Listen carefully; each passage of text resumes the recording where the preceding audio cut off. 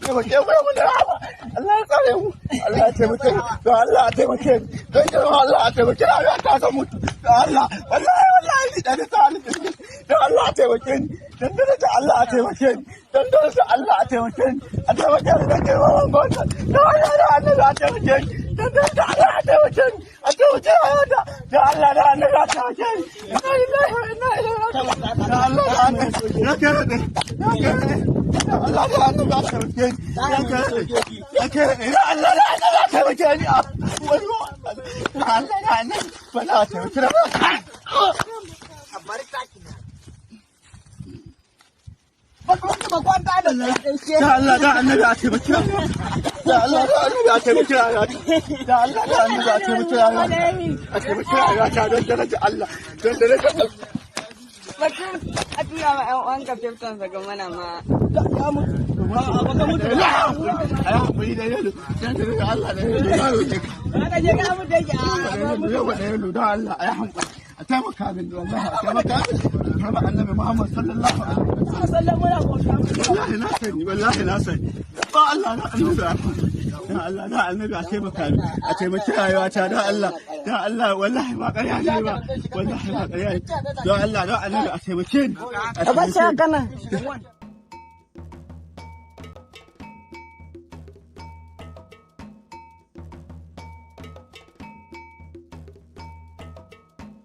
Give time out for joining.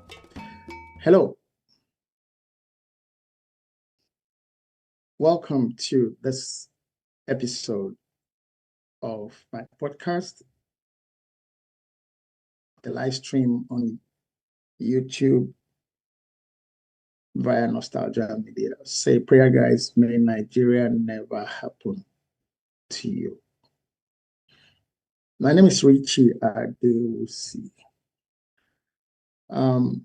Sorry we had to start this episode with that video,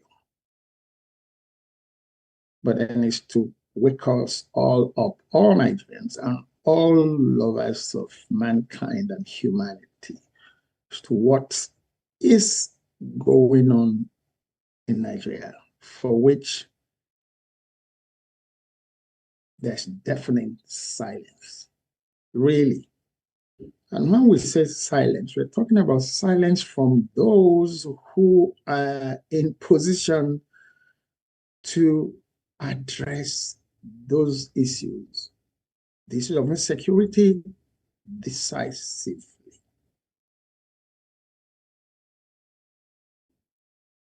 That was a Nigerian, a young man,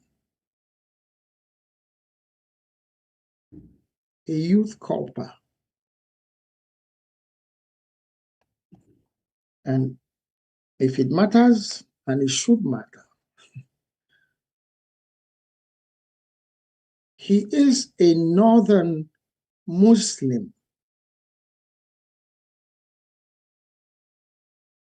being subjected to that kind of treatment during Ramadan in northern Nigeria,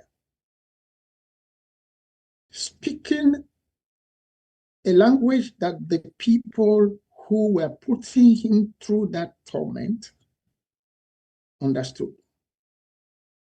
Worshipping, maybe like they do. Maybe he's not Muslim enough.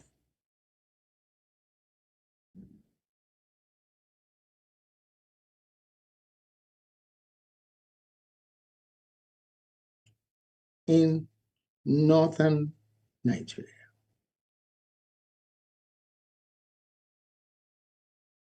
There's been no, that I've seen of, there's been no reported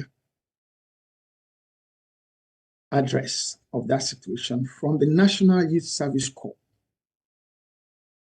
the NYSC, as a body. No. I've not seen. If you've seen, please send to me.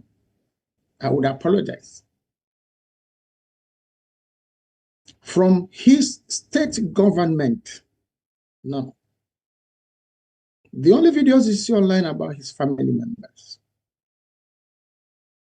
from the presidency that sends through the National Youth Service Corps young Nigerians to go to do youth service.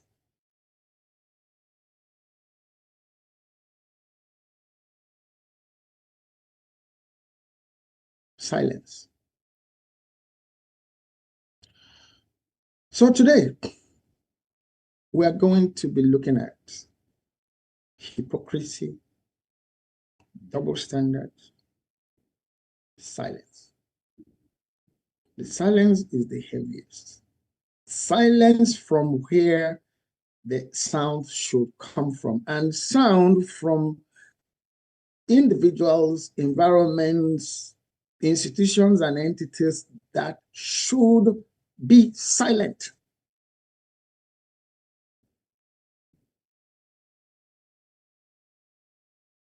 Or silenced.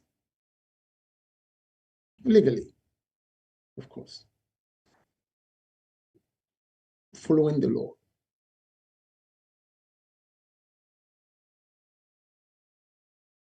And to help us today, I usually don't like joining issues with people when it comes to the issue of, oh, you are this, you are that. But sometimes it becomes necessary to put certain records straight. And I'm going to start from there because, again, I want to say again here this morning that some of my acquaintances, friends, followers, on whichever social media platform or handle, it will do all of us more good by making some of the comments you sent to me on this program, not as private messages. Whether there are objections, or you think I'm talking rubbish, or you are, put them on this message. Not so much as growth, but the silence is not helping, but discussions are happening behind closed doors. I know, because it's happening with me, with some people that I'm saying, like, why don't you want to put this on record? Let me just be here. It has not helped.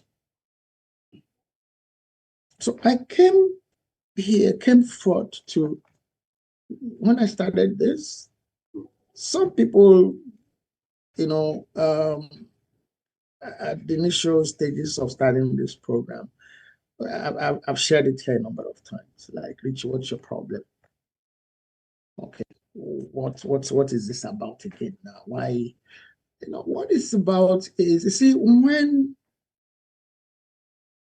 we keep quiet over things that we could say stuff about, we become part of the problem. I have never been part of the problem. As a matter of fact, my talking has been what the issue has been over time. Someone sent me, no, not one person. What do you even know? You people just content creators, because everybody is talking, you are coming out to talk.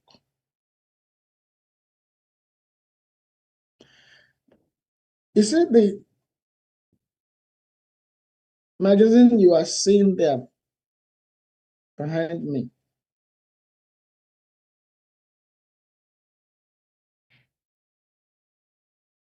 that's 1987. If you click on it and zoom, if you can, you will see the date there. You will see how much it was sold for then. What can you buy with 2 naira in Nigeria now, please? What? Okay.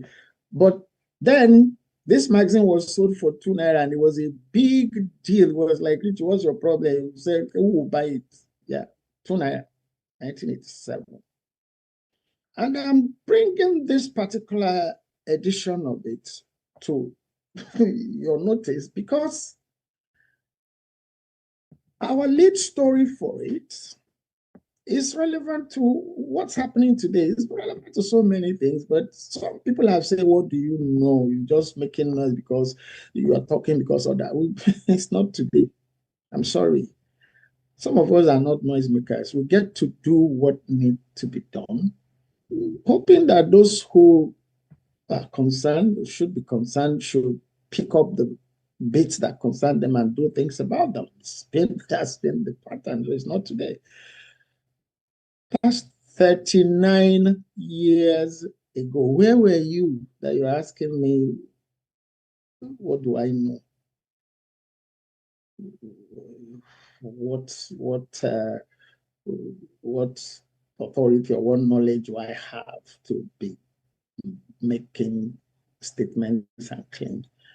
Unfortunately for you, whoever, you know yourselves, if you are watching this particular episode, unfortunately for you, whether experientially or professionally, I'm sorry, I'm not in your league. I'm sorry. I'm not a boastful person, but then I'm not in your league. That young man, that could have been me 40 years ago. The young man that we started this, episode with, being, and by the way, I understand he was killed, and some other videos, not videos, audio that he's alive with, but his family has gone ahead to perform his funeral rites, meaning, well, in a country that has a government.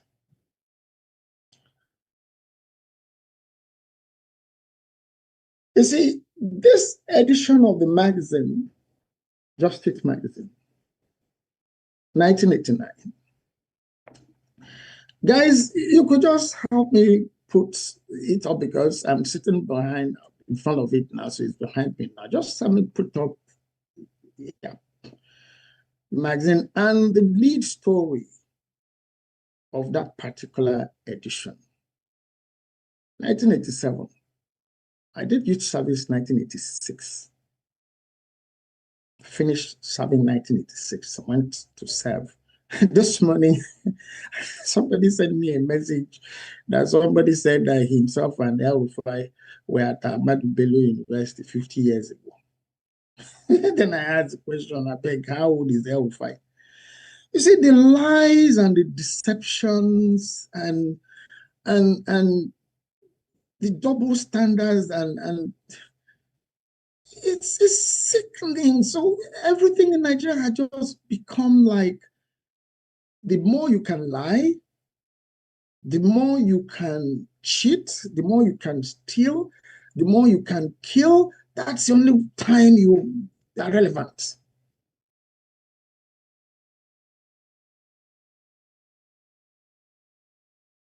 How old is El-Rufai? He was, with himself and that person.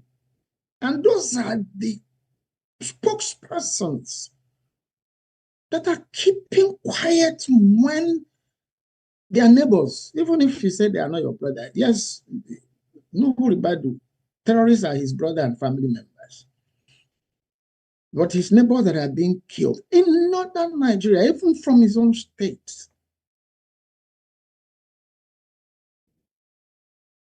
No comment. But I'm coming to that. If you look at that episode, that edition of that magazine, the lead story was the Big Bang. Guys, don't remove it. I can see you removed it, but just leave it there. The lead story was the Big Bang. And I'll give a little background to that context. I had said it last episode. If you didn't see it, please go back to our YouTube channel, this same channel. Check for the last episode. That I stand to be corrected.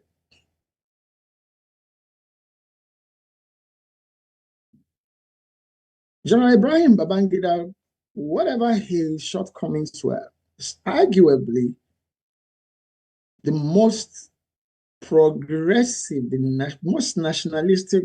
Maybe you can bring General Obasanjo into that at some point. Most patriotic, most nationalistic head of state to president Nigeria has ever had. Now, this big man, you would think he's in there. This is the problem.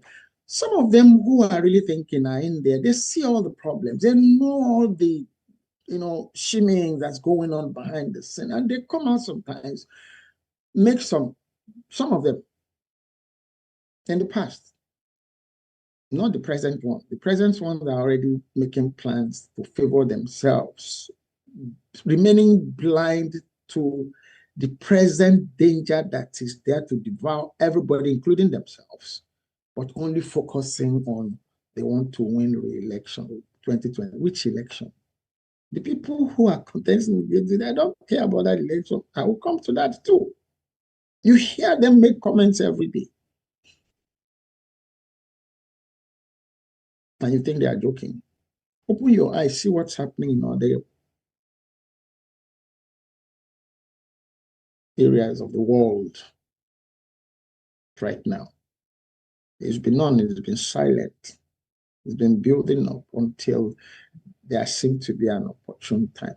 I will use a personal story to talk about that, the issue of the opportune time, that these people are very calculating, very intentional.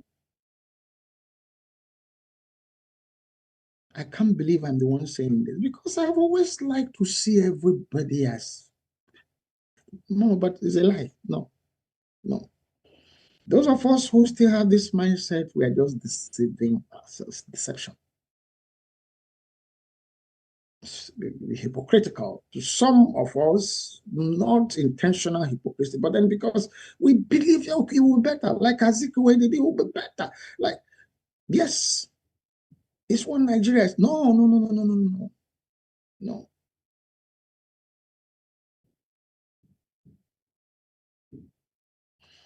General Babangida's administration then thought about ways to, one, encourage young Nigerians to get into leadership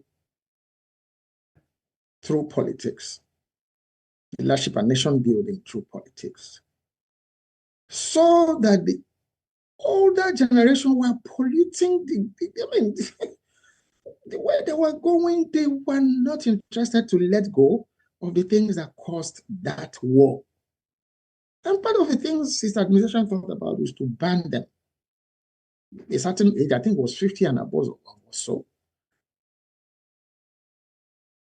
So there it is. My magazine, Just It magazine.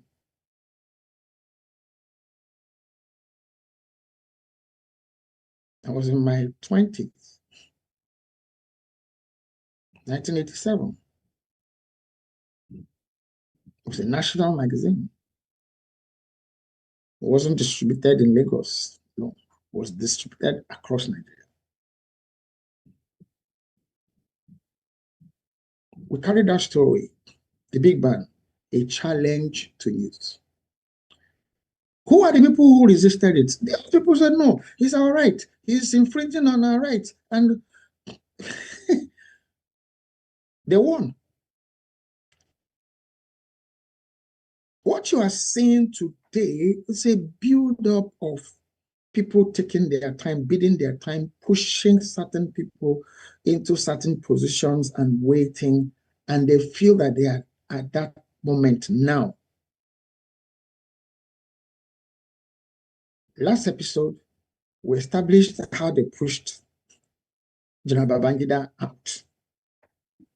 He wouldn't say, he can say everything the way, I wish they could damn the consequences and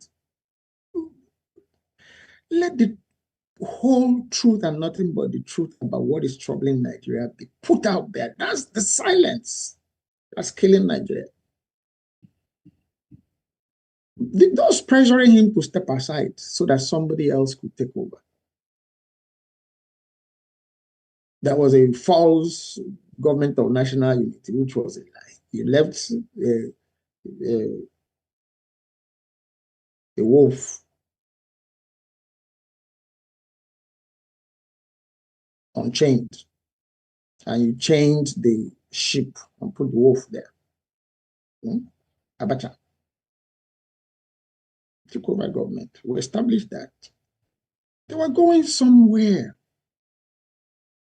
until all of those apple tea, whatever. Remember, by that time, General Obasanjo was in prison. General Yar'Adua had died by then. I think so. In prison, in detention. Abiola too was still in detention. Then eventually, after Abacha, he too died. As a young man who, from my little knowledge about things in Nigeria, when Generals Obasanjo and Yar'Adua were detained, I'm like, whoa, Nigeria is finished. This is Nigeria. There's going to be riot in the north. People are going to protest, and nothing happened.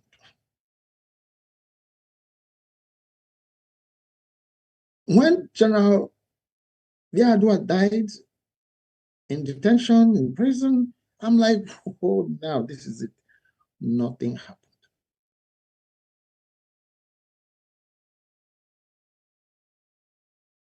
Because from inside now, they were not performing in accordance with what some people wanted. They wanted some more radical people to get there and just take over and do, okay, yeah, radical, sheepish, somebody that said, thank God I'm still alive.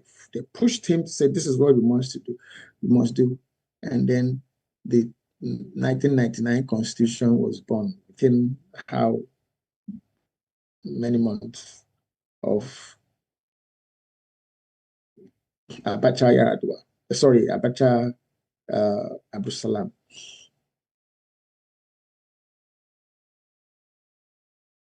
And that 1999 Constitution is the remaining piece of the jigsaw that the people who are speaking, behaving, acting like their own Nigeria were waiting for to behave the way they are behaving now. Get that right. Of course, activists have been talking, constitutional lawyers have been talking, but then most of them get invited to the table and their talking gets diluted and they evaporate. But then,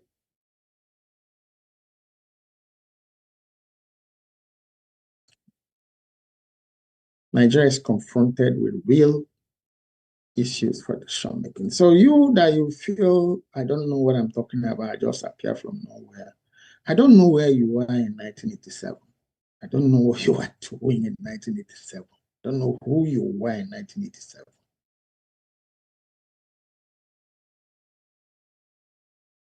And from then, if you want to go check my track record, you're free. Type my name on Google. It's not a boast. I don't boast. I get things that need to be done, not because of any rewards. When I wrote the book that started off this series, Biafra, Lest We Forget,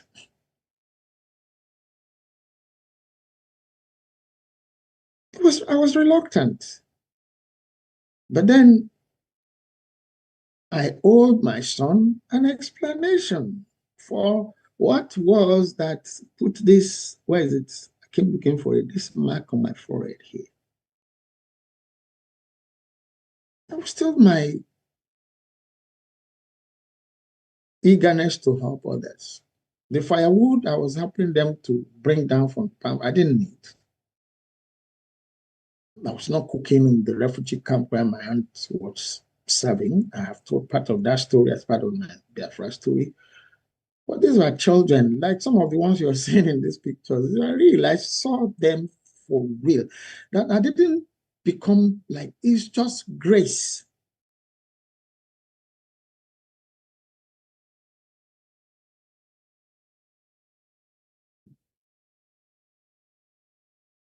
And I'm not just sitting here and making a video talking because I don't have anything to do. I'm trained to do what I'm doing. You that you are saying, yeah, job up. I am.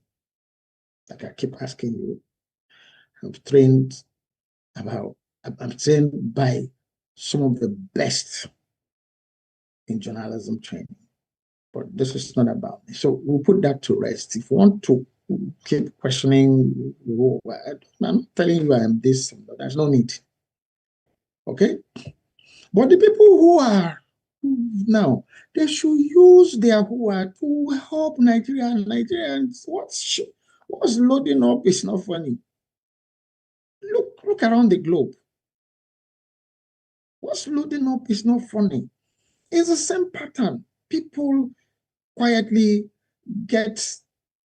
Somebody sent me a video about some people here in Montreal, here in Canada, a group of Muslims who chose to go and hold their prayer right before a church. Of course, rights, laws, tolerance, and all of that here. They were doing their prayers, and then the church too responded by also ringing the bell to disrupt. Why would you choose a car park in front of a church to pray? Is it different from what is happening in Nigeria? If those people who went to that car park to pray have arms to, it's been happening. Look at what's in different active shooter situations, fire situations in the US. Gradually. It started like that in Nigeria, gradually. But it's like, wait, we'll get into politics. What is this madness about 2027? Is to grab the center. All the other pieces are in place now. I will share a personal story.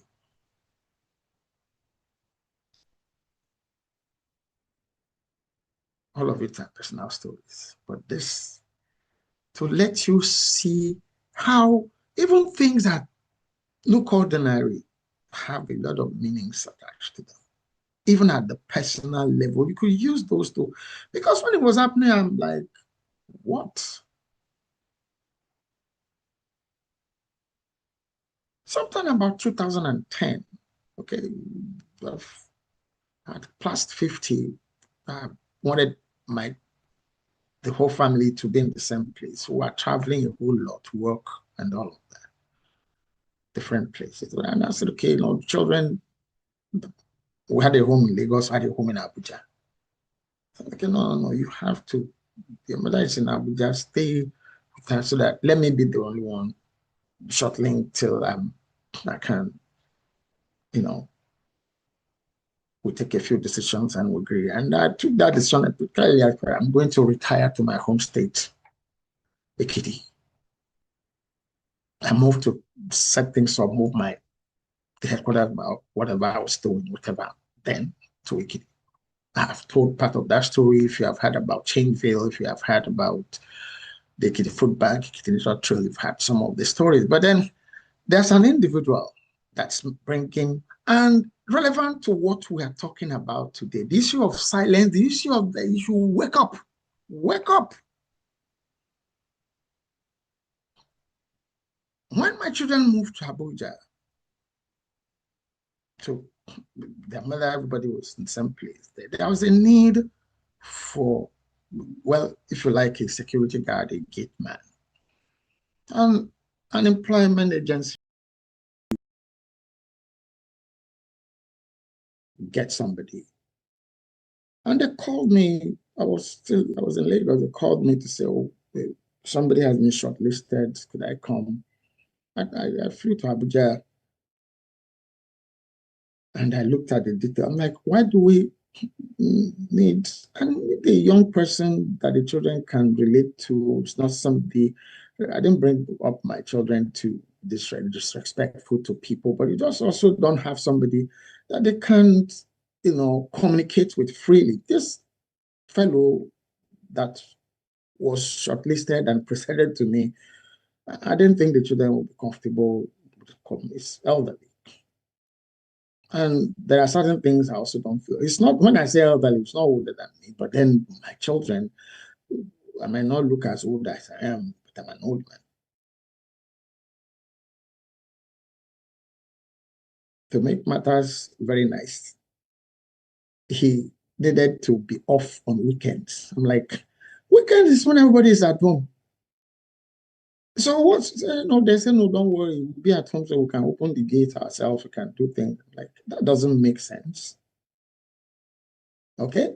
You all go off, like Sundays you go to church, going to be in the house. So what's the reason for having this? Convinced me that they'll be okay, right? Okay, I agreed. We employed him. Malam Mukhtar.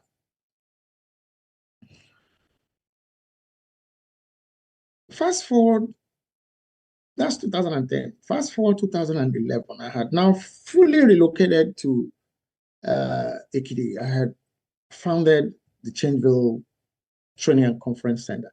It was a huge place.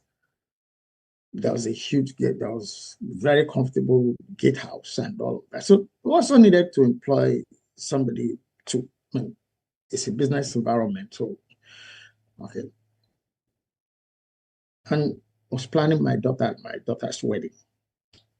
And when I'm talking, I say, okay, I want to attend your daughter. Okay, it's family. By that time, I had relaxed. Okay, well, I gotten used to it's not their weekends, and the whole family had also, child and daughter. It's from a member of the family.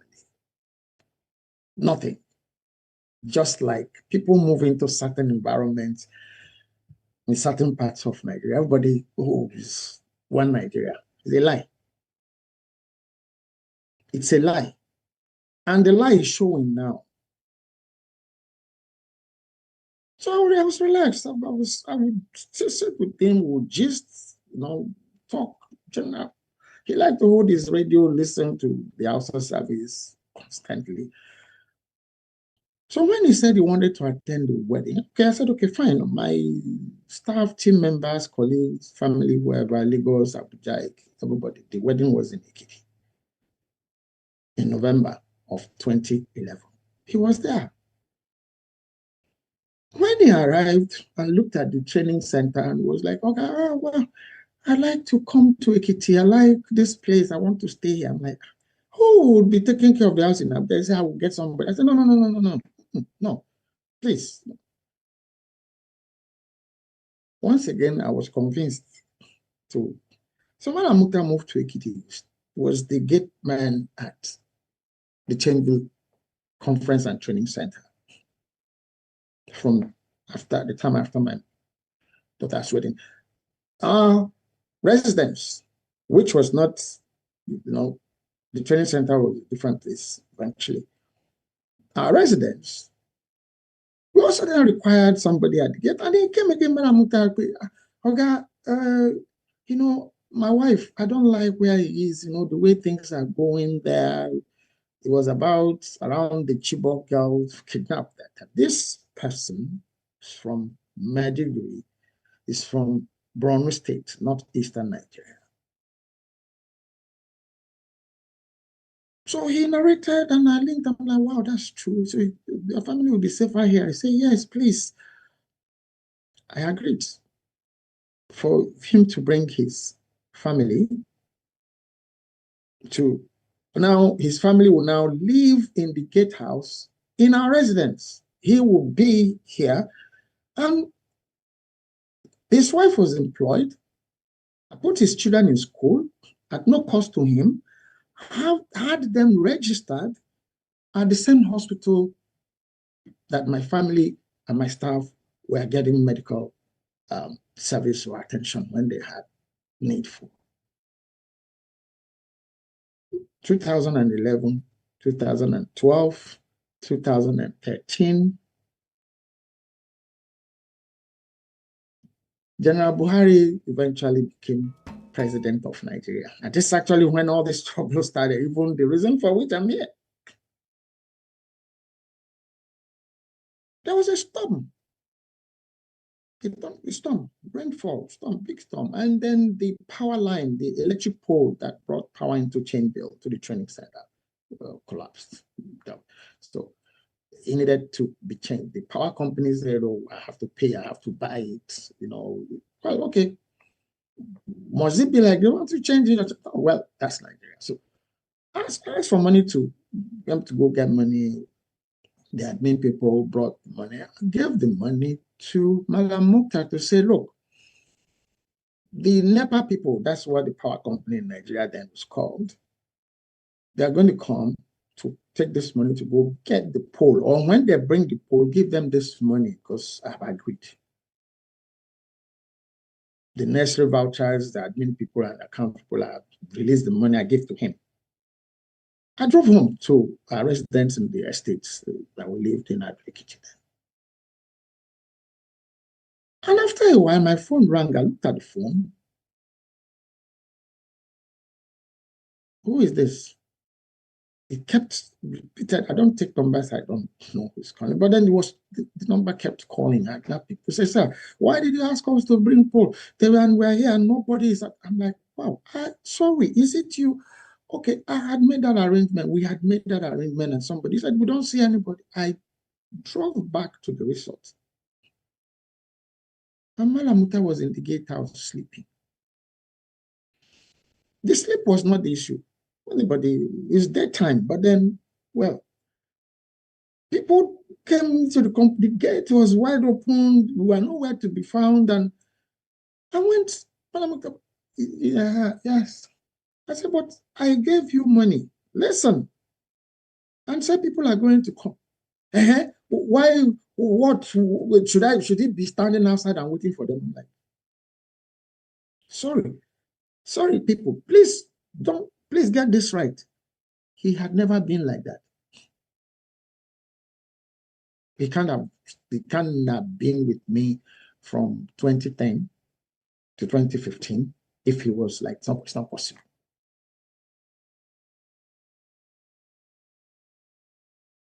I mean, what? Why should he? Excuse me, is everything all right? Why am I talking to him like that? But people, you are supposed to keep money. We have no power. They are working on the power line. You are here sleeping, you don't give them the money.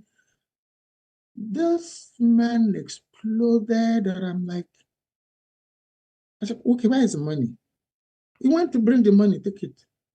I gave the power company staff the money to go get the pole. I had to stay with them to finish fixing. When they had finished, I was interrogating myself internally. What did I just witness?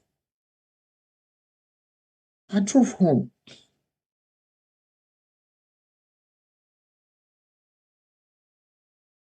I tried to calm myself. And I drove back later that evening.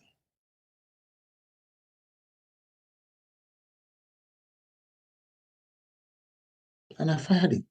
I told him, let's go. No, he can't. I'm not going anywhere. Excuse me. Hello. You have to leave. And I'm sorry.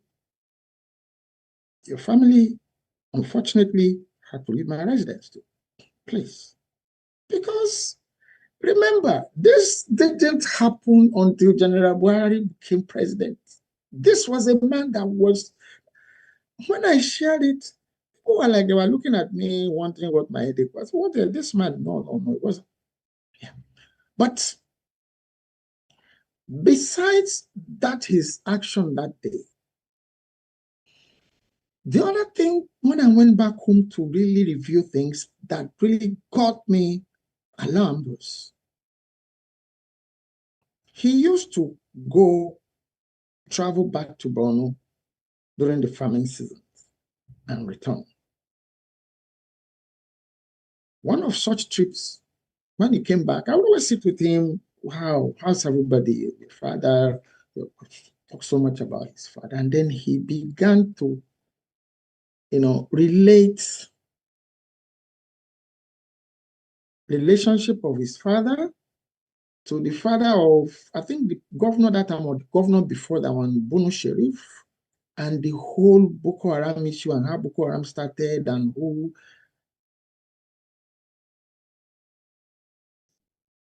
I said to myself, who is at my gate? When he was start, but well, later I was like, maybe I'm just getting paranoid for nothing. What's this man doing at my gate? If he is disconnected, I'm not even talking. Terrorism wasn't even what's going to my mind. It was like, if he's, this person knows this person is close to this person at that level, then why is he a gate man in my house, in my houses? Why is his family here? But that thing about we are one, come on, it's another human being who took over. But when he reacted that way that day, some alarm system went off inside me. Alarm system should go off in a lot of places in Nigeria, and it's not. You guys think you are playing politics. To some people, Iran has been there for the Islamic Republic of Iran has been there like forever. It's a lie. It's 1979. How many years ago? 40 what years ago? Yeah, that's how things can. And Nigeria is there now for the taking. Some 3-4 episodes ago, we said Nigeria right harvest for the taking. Yes, that it's yes for them. They're just waiting for that final jigsaw. What do you think is this whole push about? It's not about Nigeria. None of them is patriotic. None of them is thinking. They're not thinking from the person who is there now. I'm talking about President Tinubu, to the ones that are none of them is thinking Nigeria. Maybe one.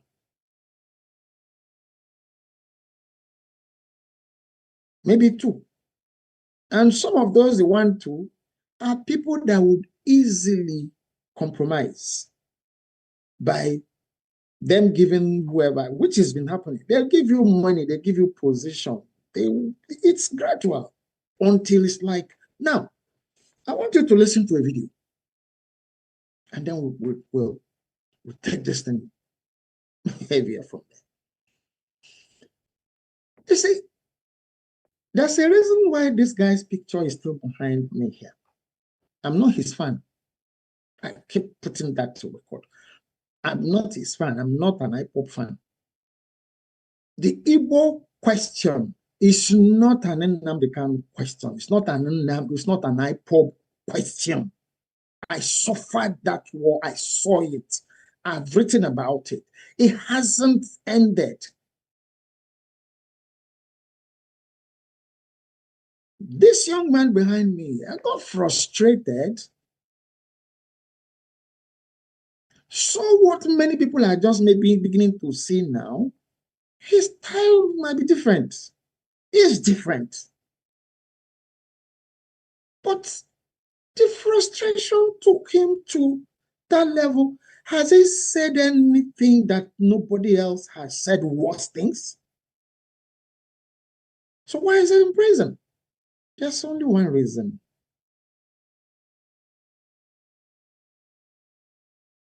There's only one reason. Listen to this video. We'll come back to what that one reason is. It's becoming, wake up. Your silence is not helping you. It's not helping anybody else. It's not helping. Nigerians, wake up. Especially those of you in the South. Especially the good people in the North. I have a lot of friends. This is not who you are. Speak up. Let it be on record that these people don't represent you. They're not speaking for you. Please, make it easier for the rest of us so that we not be like, was this person really my friend? You are my friend. You are my colleague. You are my associate. I believe still in the acceptance, in the hospitality I received during my youth service. In that same Sokoto, the old Sokoto state, northeast Nigeria, the old one, that this was where states like Zamfara, Kebbi, part of Katsina, I don't think, no, I think Tanasarawa, no. You know, part of Katsina, Zamfara, Kebbi, then the old Sokoto, the new Sokoto state itself now are all part of the old Sokoto state. That's where I served. That's where we traversed the length and breadth of that state in the National Youth Service Corps truck, Leyland truck, presenting drama skits in boarding schools, talking about the need for parents to let their girl children especially go to school and not give them away as child brides. Meaning, please, let's this child marriage issue thing stop. Let these children go to school. 1985, 1986. Can anybody do that in any place in northern Nigeria, and not to talk of northeast or northwest? Can anybody? We did. We slept in that Leyland truck on highways. We carried our cooking things, bring it out in the road, cooked, slept, and continued the next day to the next town, to the next community. So don't ask me, don't insult me by what do I know? What have I done? Please. Please. I shed tears when I'm alone here over what's going on in Nigeria now. It's painful. It's painful. It's painful that people who lived both north and south together as neighbors, forget the Civil War. Even after the Civil War, people moved on, especially the Igbos, in spite of all the treatments that they got. They moved on, they mixed again. I keep saying it here that the Igbos are the most patriotic, but there is no Nigeria. That's the problem. Even the current president said he didn't believe in one Nigeria. It's on record. President Bola Ahmed Tinubu, I don't believe in one Nigeria. Guys, I think we have that, material somewhere. Those are the people in charge of Nigeria. Then you now come to the spokespersons of the caliphate. The caliphate is back there, the puppeter, pulling the strings.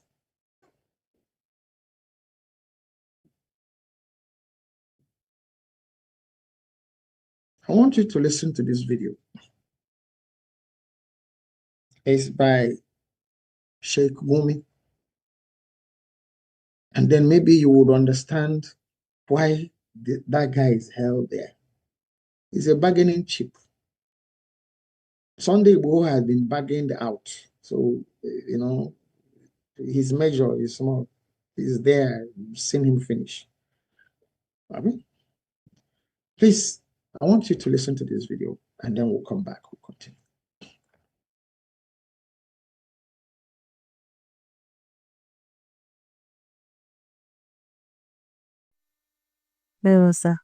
Well, a lot of people have seen you in clips and pictures with this terrorist where you know where they are. We've communicated with them. You've even as far as negotiating with them, So a lot of people believe that since you have, this the knowledge about all this, is it that the government does not have the power or the equipment to know where these terrorists are, to tackle insecurity? The government knows every terrorist by name and by location. I don't go alone. I don't go to the terrorists alone. I call the police, I call the security, everybody. I will go to the MES or that place. In fact, when we went to one terrorist, I went with, even with women with me. To the bush. The thing is, you didn't see it because the camera was not concentrated on it. I don't go hello.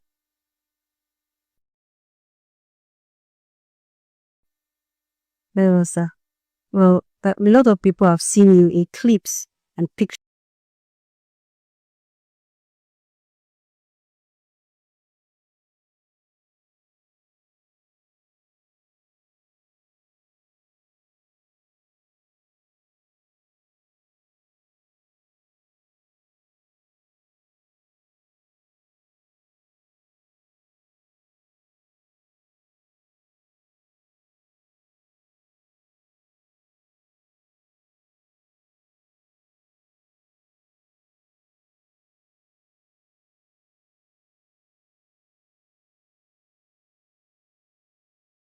Thank you, guys, for playing back that video and then showing the current president of Nigeria, President Bola Ahmed Tinubu, letting you people know that he didn't believe in one Nigeria. So you can't say, oh, those are just political talks. No, they're not.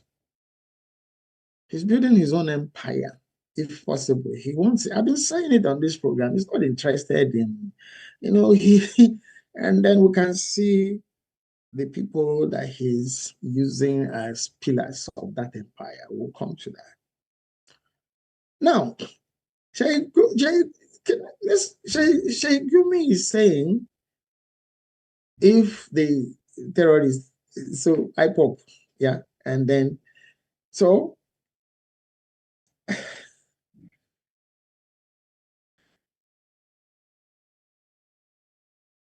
that's the bargaining chip now. He's so tried to fly the kite to sell, pay terrorists so that they can guide forests. It's now if they will if terrorists will end. So the people who have invaded Nigeria, people who have invaded Nigeria through the northeast, through the northwest, invaded Nigeria, killing Nigerians, even during Ramadan, taking over communities, getting Nigerians to live in refugee camps called IDP camps, are the ones that you now equate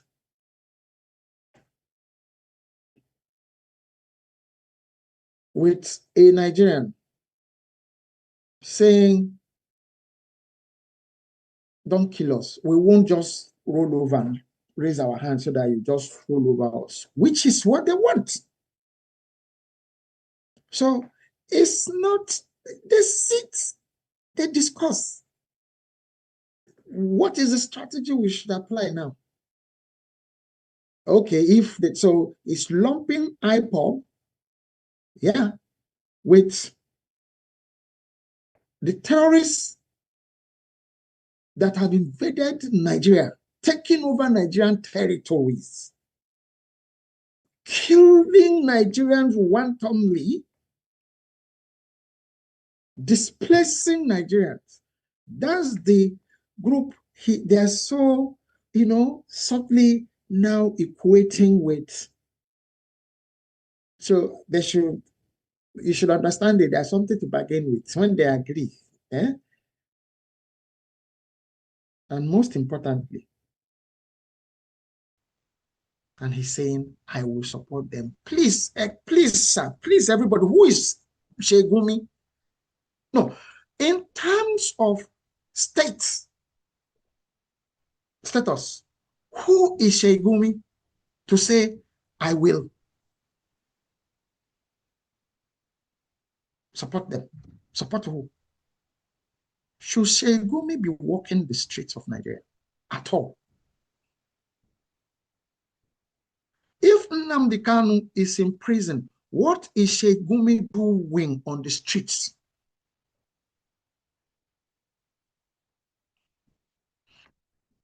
appearing on television stations, broadcasts, and all over the place saying, oh, the government knows and then one of the aides of the present president now, one of his aides on another TV program said, yes, the government knows where they are, it knows who they are. And then the anchor for the program asked him, then why is the security for say collateral damage? So the communities that have been made desolate, the individuals that have been wasted, lives of Nigerians that have been wasted, are what? You come out, you say what should not be heard, and everybody's keeping quiet. You are politicking, bringing people that should answer to things to their people to join you, and then you cover them up. Taking individuals who have laid even you yourself, President Bola Ahmed Tinubu, bare for who they say you are, and making them allies. Some people are saying he's so smart. See, he's making them eat their words. What is their word worth to start with? What's their word worth? What their word is worth was laid bare last week on Al Jazeera with Mehdi Hassan.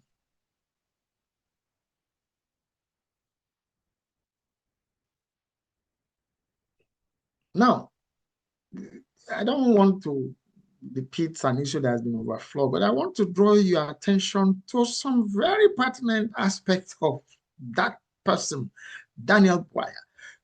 That he lied, or he came out to swallow his vomitus. Don't know about his bad way. Number one, that guy is from Borno State, the same state that's in Goshe, the same state where all those atrocities are being committed. The present vice president of Nigeria was at one time governor of Borno State.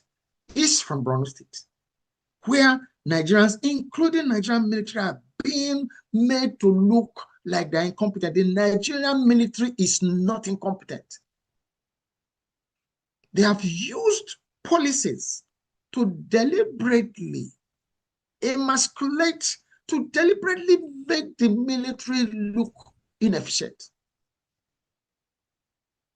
How would a ragtag group, call them by whatever name, Nigerian Army, Congo, Sierra Leone, Liberia, Kosovo, wherever, Nigerian Army,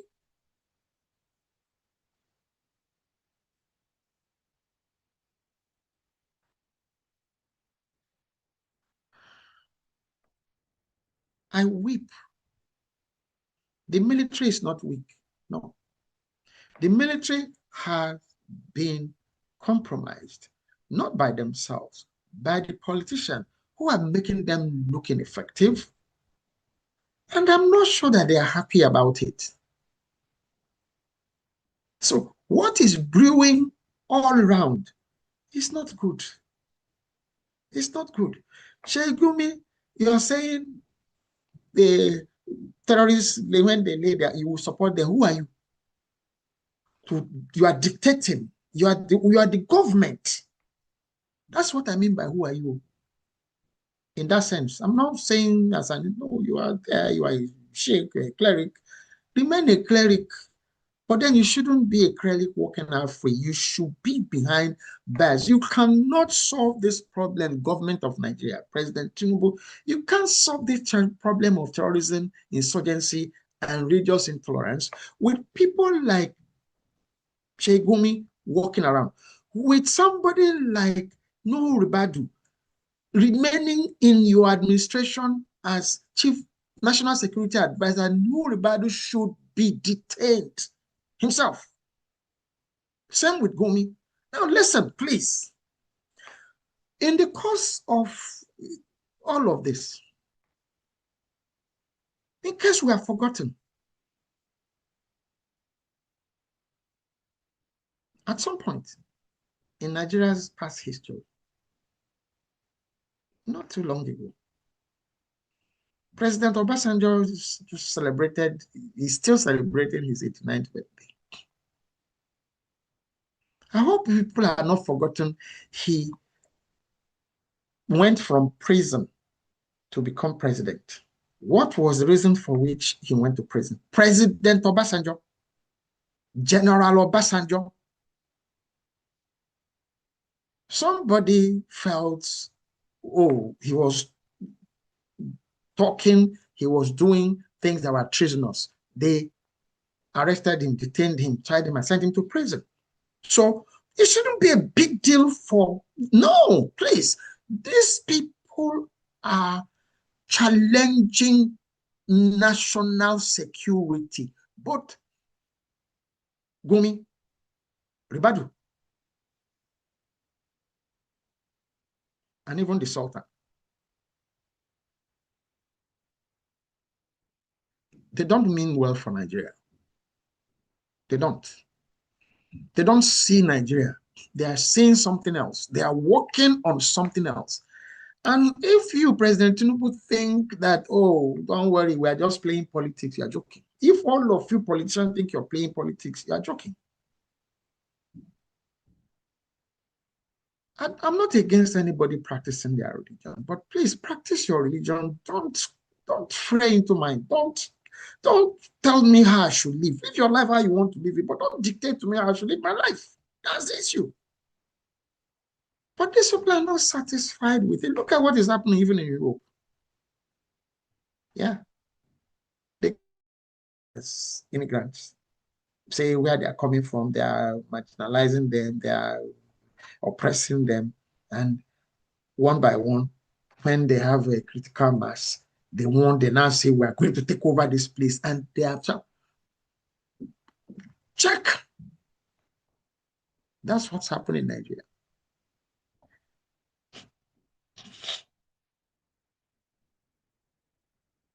The southwest of Nigeria is practically overrun, really. There's a group now called Fulani Yoruba Fulani. It was Hausa Fulani, remember? And when it got to a point where they don't want to be identified as, please, I have nothing against the Fulani people. I mean, the people who want to peacefully and peaceably coexist with other Nigerians. I have nothing against. But they must now speak out. No, they must, no, please. They must now speak out that these people don't represent them. I have nothing against Muslims practicing what they believe. Saudi Arabia is where all of you go to Hajj, for Hajj. It's what you are practicing in northern Nigeria, what is practiced in Saudi Arabia. Is it?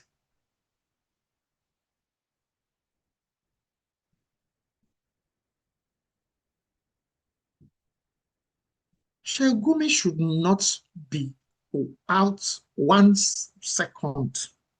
He should be detained and tried. He's made, there are so many, there's not one. You are, okay, you lay, what are we suggesting? What is he suggesting? Because let's review these things for what they are. What's he just suggesting? That all other ethnic nationalities should now also go and arm themselves so that they can all now also be called to come and sit down and back in now. That's the only way you can assert yourself. Armed? That's the way the North had chosen. Through the politicians, through the undoing of some of the politicians, actually. Well, things that they did to win elections, it has backfired.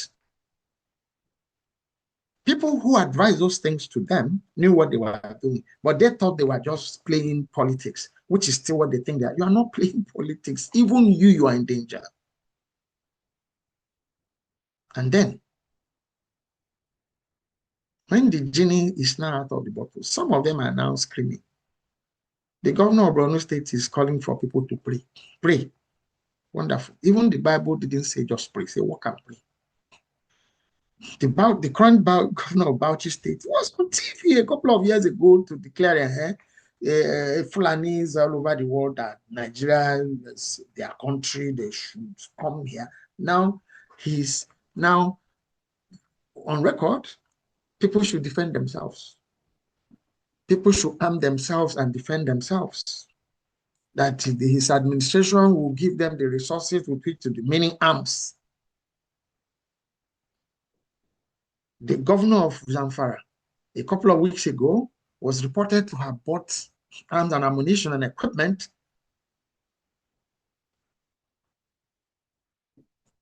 You know where I'm going. I'm sure you do.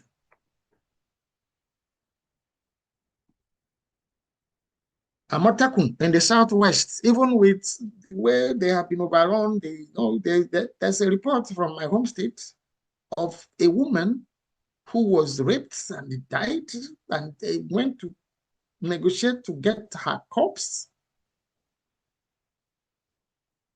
These are like Nollywood movie scripts. To get her corpse from the people who killed her, who raped and killed her. She died. The young men who went to bring her corpse with the ransom that they demanded, the kidnappers now detain some of them, and then it is reported that they are the kidnappers are not kidnappers. Kidnappers. Some people went to pay the ransom. Some people, they know where they are. Ekiti. Ekiti.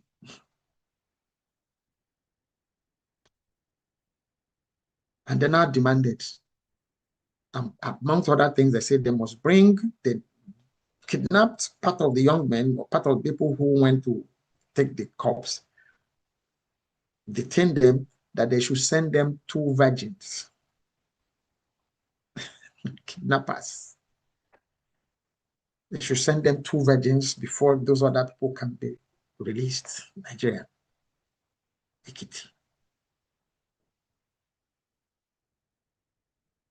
No word from the government, but the governor of Ekiti, my home state,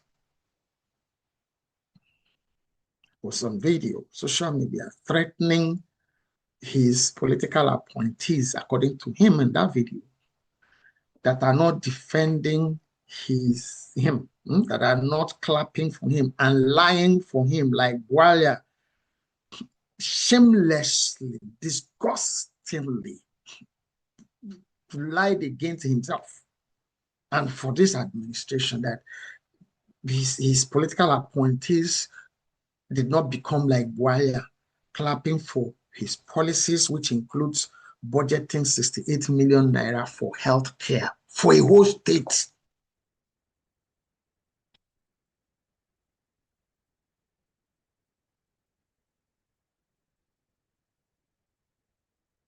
Your citizens are being kidnapped, killed. Yet you have how many hundreds of millions as security votes every month? All of the governors. It's not true. Now, let's fast forward that Gumi's story a little bit. What, before the Gumi thing, what you are seeing on your screen now, Daniel Boya, that was him, 2022. You are a normal human being until you join APC and your brain stops working. So don't bother with Bola. It's not, the issue is not him. He already told you that once he joined APC, his brain was not working anymore.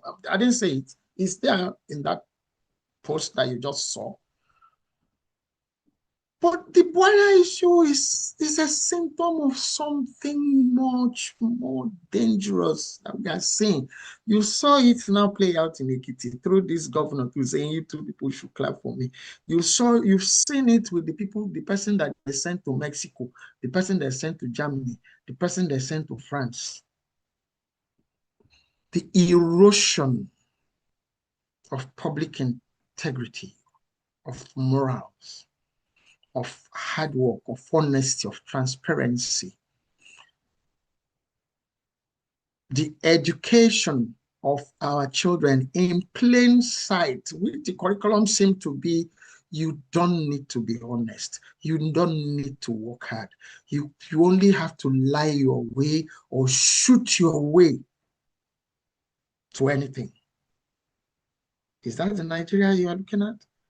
Even if you divide into whatever, I keep saying it, even if you divide into whatever countries, it's the same people that are going to be there. Even if you create 20 more states, it's the same people. Who are they? What they create is themselves that they will push to go and take over those states. So we are just replicating the wrath. That's not the solution.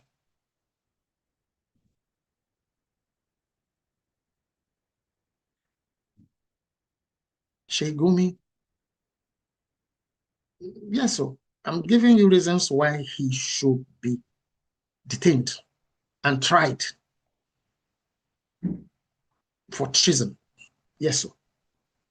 In case you don't understand this, you should not be the first one. Chief Abafemi Awolowo forgot was detained and tried by the same people who are the puppeteers now, they are progenitors.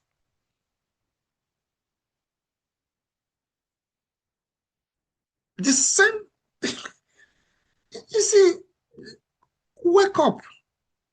I'm not preaching hate. Sanitize that environment. General Babangida tried. He wasn't Muslim enough. He wasn't perfect to start with. It was not like we've established, not outside, not flag. So please go, step aside. And you thought it was just military. No. Things happening were more sinister. But we're just beginning to see them. We're beginning to understand them now.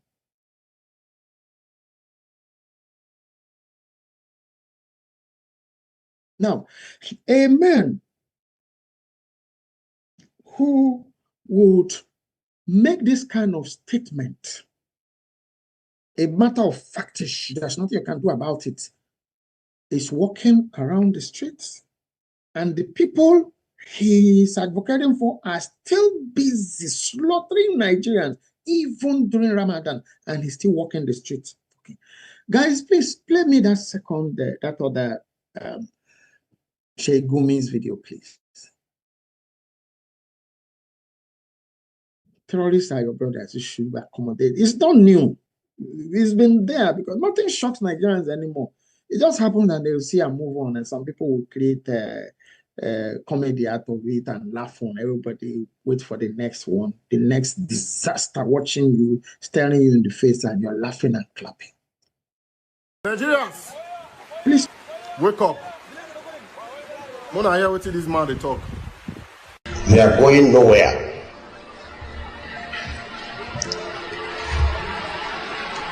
They are part of us and we are part of them. We must live with them.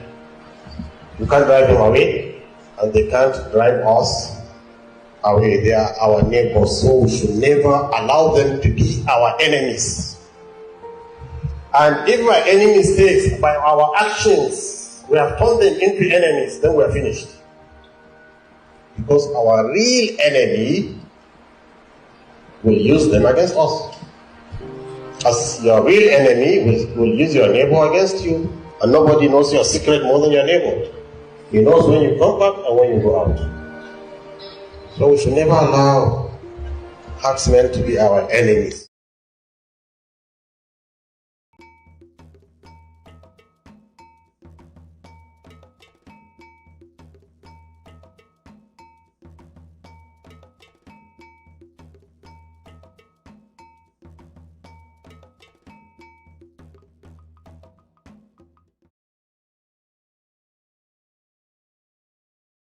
we can't play or watch such videos enough.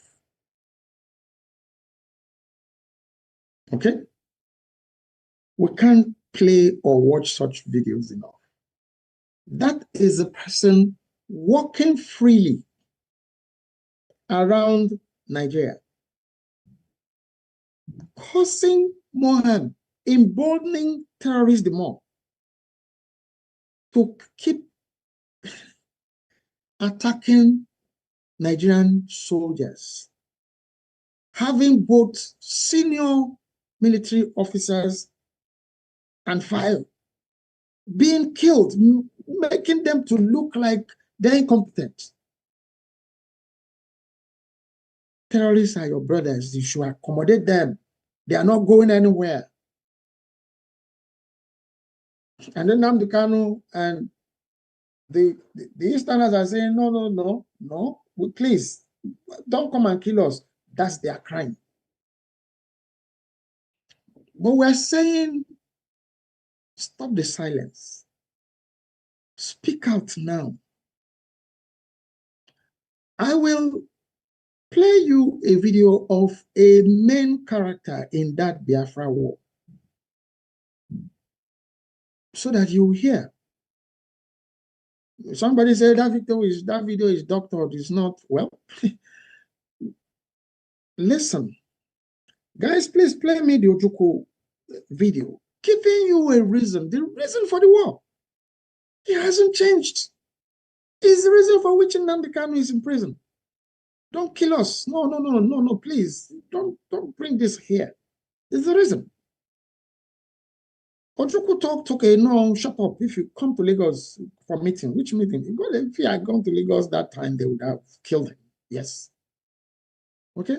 Please play. The war aim of Biafra is purely to prevent ourselves being slaughtered, nothing more. The war aim of Biafra is purely to prevent ourselves being slaughtered, nothing more. The war aim of Biafra is purely to prevent ourselves being slaughtered, nothing more. The war aim of Biafra is purely to prevent ourselves being slaughtered, nothing more. The war aim of Biafra is purely to prevent ourselves being slaughtered, nothing more. The war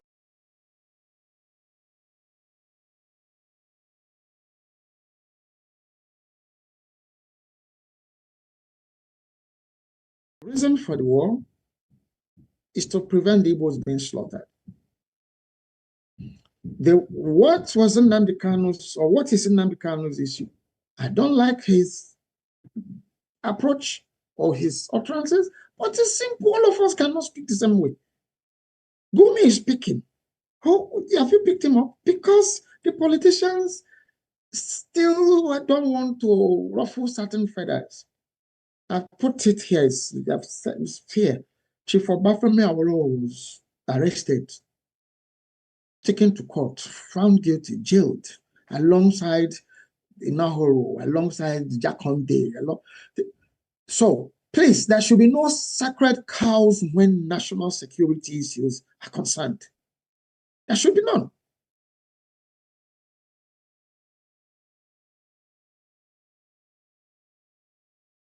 Saruwa said, no, my people's means of livelihood have been, he didn't go attacking any community outside the Niger Delta. The youths got angry, attacked their own elders. Their own elders. They didn't carry arms, go to another part of Nigeria to invade, take over the communities. No. You took Saruwa and said he committed treason. Because who are the people who own the oil blocks? The same northern MS, the same northern leaders. I have shared on this program how the same General Danjuma now, several years ago, I think it was 2010 or 2011, was on a widely publicized interview. He sold his oil block for $1 billion. His oil block from states in the Niger Delta. How did they acquire the oil block? Which money did they use to acquire the oil block? They were allocated to themselves. He sold for $1 billion. I have 500 million. I still have 500. I'm still thinking of, and you could still say that publicly in the faces of Nigeria, in the faces of the suffering people of the Niger Delta. Yet you took Sarawi and killed him. Say treason. Because it's challenging your, now, Tompolo, the chicken will come to roost. What did you do? You pick some of them, pay them some money to work for you, not for Nigeria. And then it's using the same money to, of course, go into some other business ventures.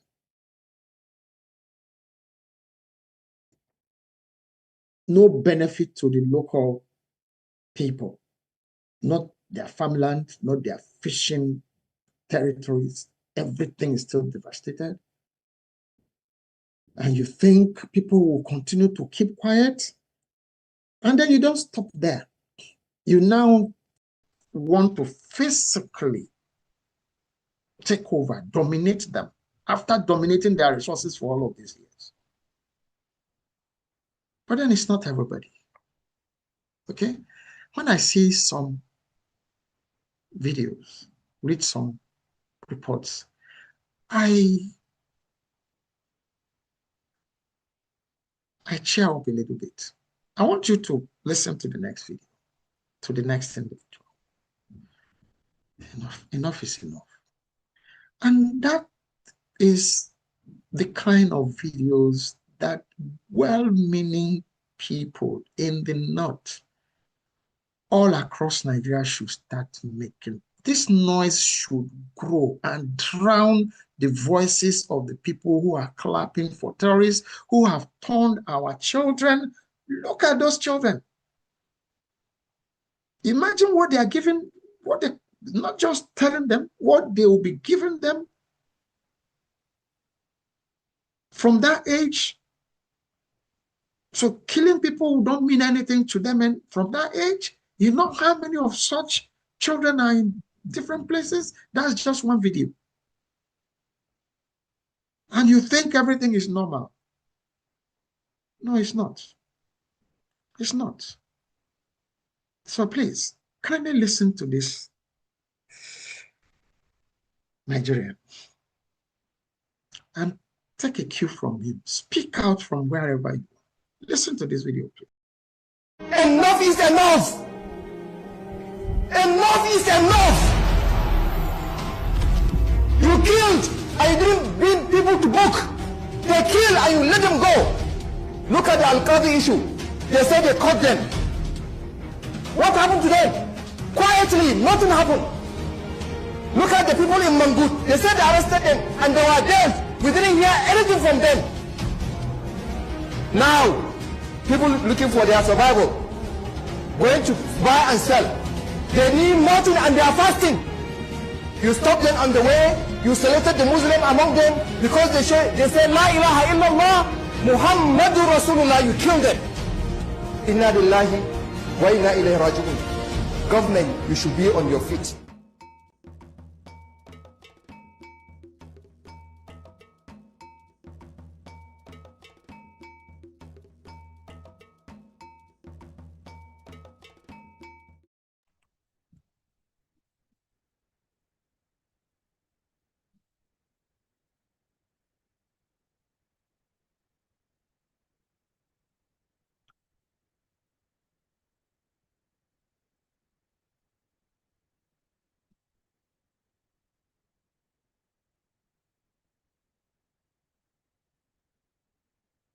You don't have to be a professional.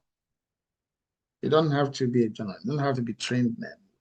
If you have ever made a video call to somebody, whoever, you can record and upload your position. Let your voices be heard. That man, enough is enough. How can people be terrorizing us with arms and words and all of us are keeping quiet? How can? People talk, they are hacked down. Others talk to protect their stomach. See the truth, want to cover it up. have said the truth at some point in the past will now to protect themselves and eat food, position, money, power, to sell your integrity.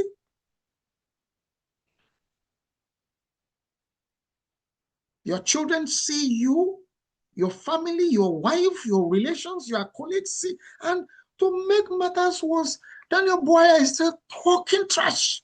You will sue Al Jazeera for not apology. Sue them for, you didn't know they will ask you about your past. Oh, sorry. And then you, and that is a presidential advisor on communication that cannot advise himself to know when to shut up and bury his head in shame.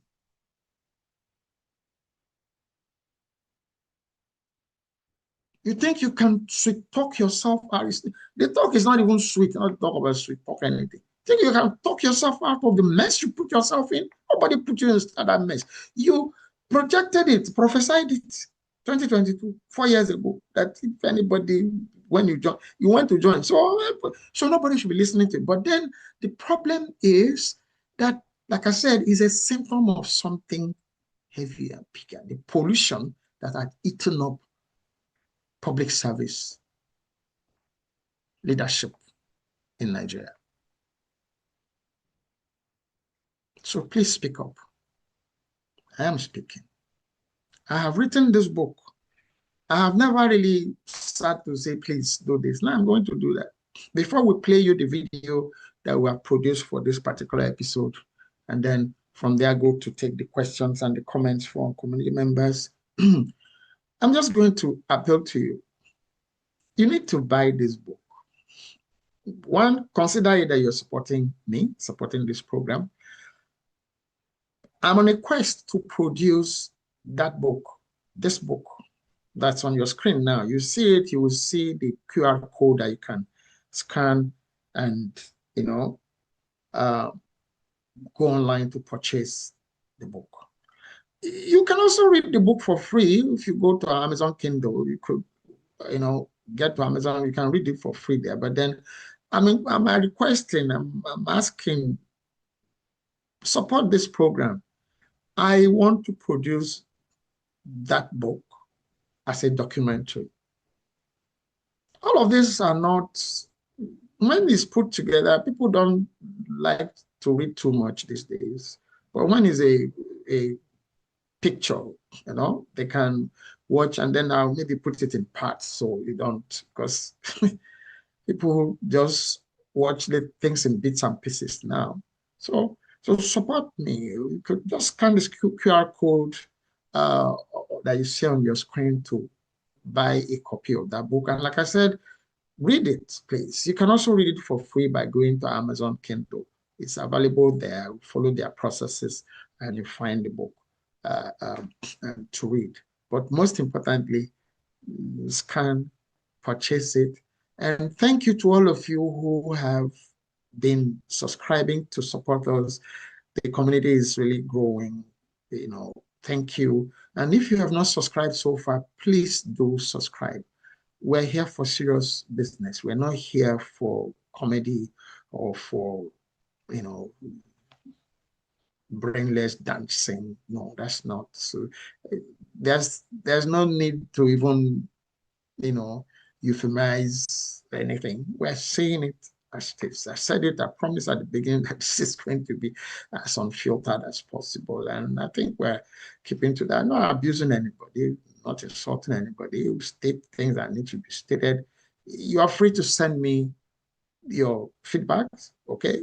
Directly or indirectly. If you want to continue to send me inboxes to, well, but I would appreciate if you make your comment on this channel, because that's the way it will help others, not just me.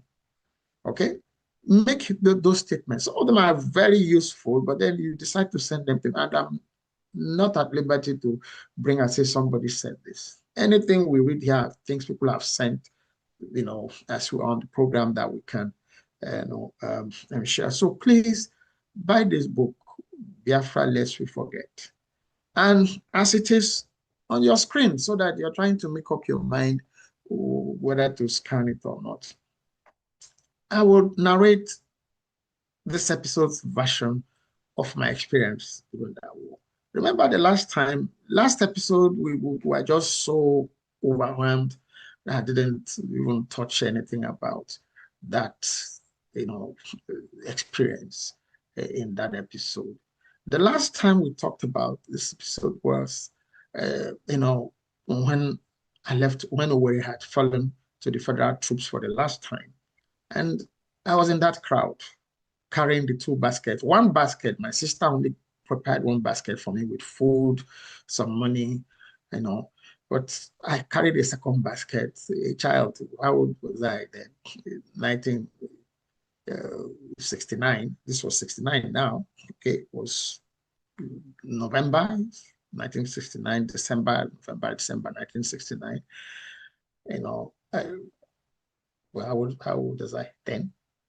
Yes. And I carried the basket, joined the crowd.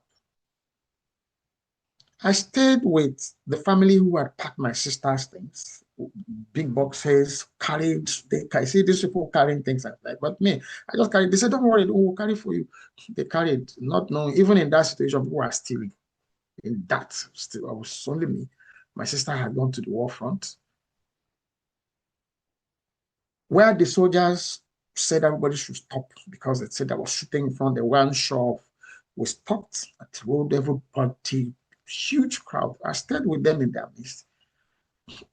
That walking, the tiredness, I think I dozed off. By the time I opened my eye, I didn't see them anymore. But the crowd was still there, but they have moved away from me. Maybe because of the things that they carried.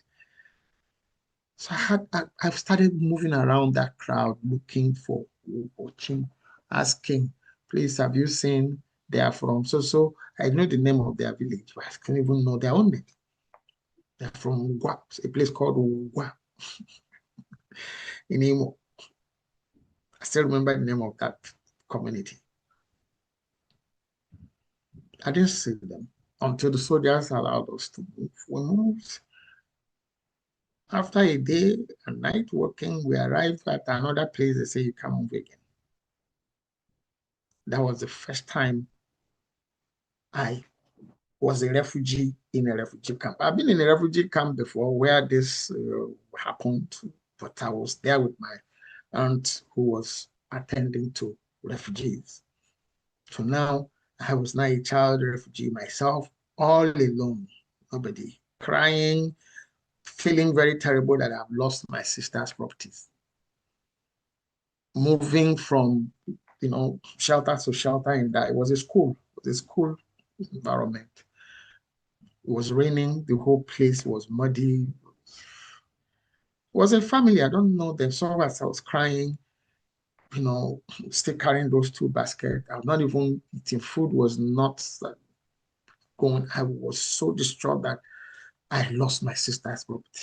But she didn't ask me to carry anything except the basket. But, well, I saw when they packed her things, put in her big boxes and say, okay, I will help you. So I was looking for them. As I was moving the family, I said, well, why are your people? I said, I don't have anybody. They said, stay with us. The mother of there was no man.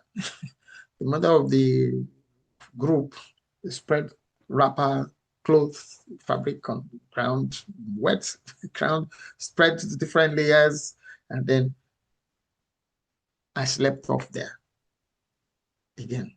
When I woke up, I was hungry. I remember clearly.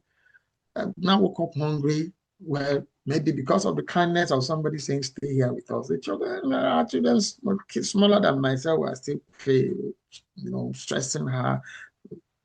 But I didn't have anything in terms of, I was carrying that basket. That was the first time I opened. By the time I now opened that basket, the meat was now smelly. It was fried, boiled, fried. The fish was still, the gari, I will not say cassava flake, it's gari. Go and ask AI what gari is. The gari that was in the basket, some of the moisture okay, yeah, from the rotten meat hut. But I was hungry. And I shared with the other children. The woman thanked me. I brought out some, we shared. We ate it. Nobody, well, whether it was rotten, we ate it. But I wasn't satisfied. I didn't, 2 nights in that camp, I wasn't sad. I didn't know where. I saw another group close to where this woman and, talking about moving on, that they were planning. They were speaking Igbo. I understand Igbo very well. Of course, it was an Igbo environment, so there's no case of understanding Igbo. They are speaking Igbo. So they were talking about moving on, but they were going to sneak away because the soldiers didn't allow it. They didn't want anybody to leave that camp, that refugee environment. For whatever reason, I don't know then. So I sneaked to go join them. So when they got up to move, I followed them. They entered the bush. I still carrying my 2 baskets.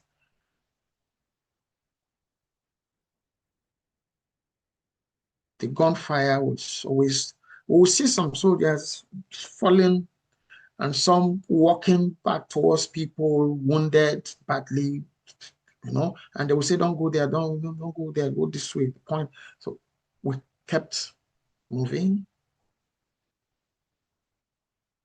Environments I have never been to before. I don't know, alone with that family. But I remembered one name. When they were like, I asked them, Nkweri. They said, oh, that's the area they're going. I called the name of our neighbors, my sister's neighbors too. They said, oh, okay, that's actually their village. I said, do you know? I said, what is their name? I said, I didn't know their name. So I followed them through the bushes for 3 days. We're going. Stay in the night. When they are shooting, we'll hide. I will hide with them. So when they eventually arrived, as they got closer to their village, the fighting was receding, people were moving around a little bit more. When they now got to one big village square, they said, okay, that they are going this way, that's their village side. But I followed them to get to the village too, because I was looking for that family. Maybe they didn't. I said, Nkweri. They said, okay, is that other road just... I was now completely all alone by myself. But I walked on, still carrying those 2 baskets. By that time, the meat was completely rotten. But I still had some money in the basket, some Biafra money that my sister gave me. Surprisingly, Nkweri was not far from where they turned off. It wasn't far. And I got to the place, it was early in the evening, to the Nkweri town itself. And I was looking, I was hungry. So I was looking, I saw a restaurant. I entered the restaurant and I asked for food because I had money. I asked for rice. They were preparing. I saw 2 men that were drinking some wine. And I asked, please, do you know John? The house my mother had found after the second house that the soldiers took over to live in, and we had to move. It was John Nkweri's house. I remember the name. John Nkweri was a produce buyer, produce merchant. I asked, he said, John Umoba. He said, yes. He said, okay, well, his compound is... I was like, but I didn't know what it was. I was just making me to say, okay, John, because that was the only... Luckily, it was Nkweri. Luckily, I remember the name. Providentially, I met these 2 men drinking palm wine in the restaurant I went to. By the time they were bringing my food, were serving me, those 2 men had finished drinking and they were walking, going away. I said, we are going, but go. I said, no, I left the food. I followed them and they directed me and I arrived at John's compound. His wife saw me, his two wives then, saw me, and some of the small children who are neighbors we used to run around more. So I'm, where is your mother? Where? I said, I don't see anybody. These women welcomed me in their home because my mother was their tenant at that time. Later in the day when John actually, what happened? They said today to run from, so everybody, so Umoba did not exist by that time. Again, Umoba was already in the federal, so Umkwe was far removed, was much more inland.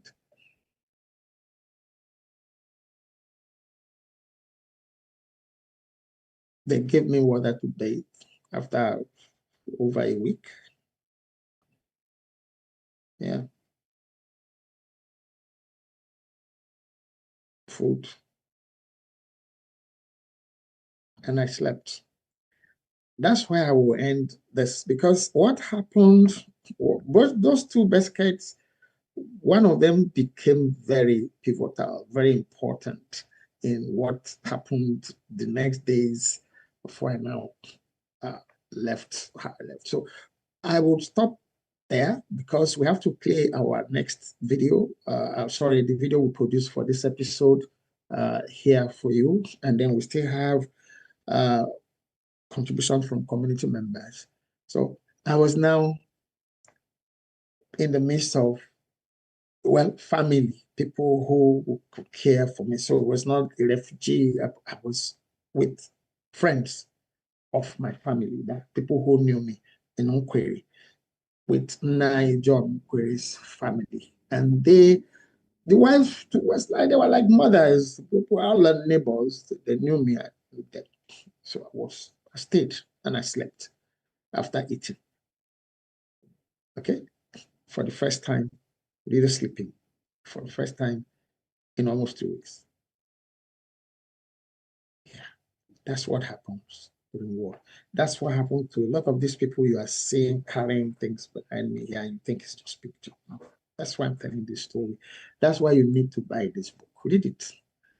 The things what I just said here is detailed in that book, which is also why I want to produce that documentary, not to celebrate war, but to tell you what happens to ordinary people during war, and to tell you why you should not keep quiet and think they are playing politics. No, they are playing with your life and the lives of those Nigerians that are already been wasted now.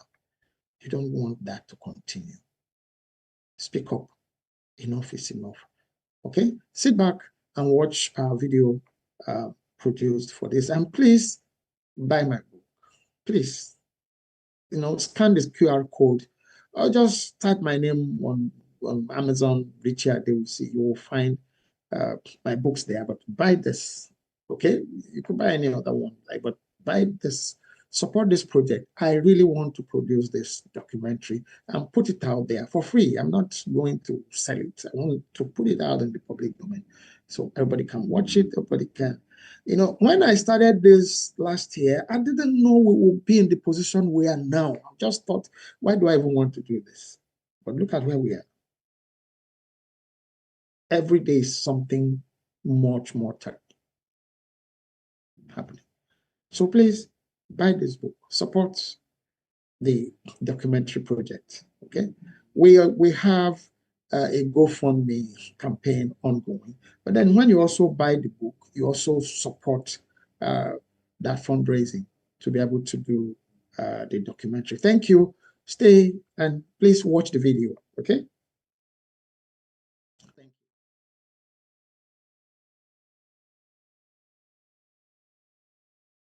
The Biafra War reduced children to just numbers. Young children sometimes accidentally found themselves surrounded by strangers, carrying only whatever they could salvage in the chaos. They joined stampedes of strangers, following blindly because there was nobody left to follow by name. They slept on borrowed grounds in strange places, in the cold, ate rotten food because that was all there was, and walked for days through forests and farmlands, ducking into bushes whenever soldiers ordered the crowd to stay still. Nobody came looking for them. The war made the disappearance of children into crowds an ordinary thing, unremarkable enough to go unrecorded, unnamed, and unaddressed by any authority. This video draws from Dr. Richie Adewusi's eyewitness account as a child who lived through the Biafra War, as he narrated in his book Biafra, Lest We Forget, examining how the silence that swallowed the victims of the war has still not found voice in Nigeria, today, 2026, as children have become incorporated into the spiraling terrorism industry in northern Nigeria. If you care about the direction Nigeria is heading, please watch this video to the end, and share it with everyone you know. In the heat of the Biafra War, confused and scared children moved through crowds of displaced strangers searching for familiar faces that never appeared. They ate whatever was possible and kept moving, because staying still felt more dangerous than forward motion into the unknown.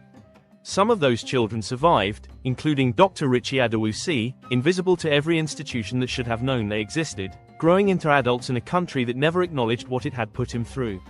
It is now 2026, and the silences that the Biafra War produced, around civilian suffering, around unresolved grievances, around whose lives are expendable and whose are not, have only grown, taking on new and more dangerous shapes.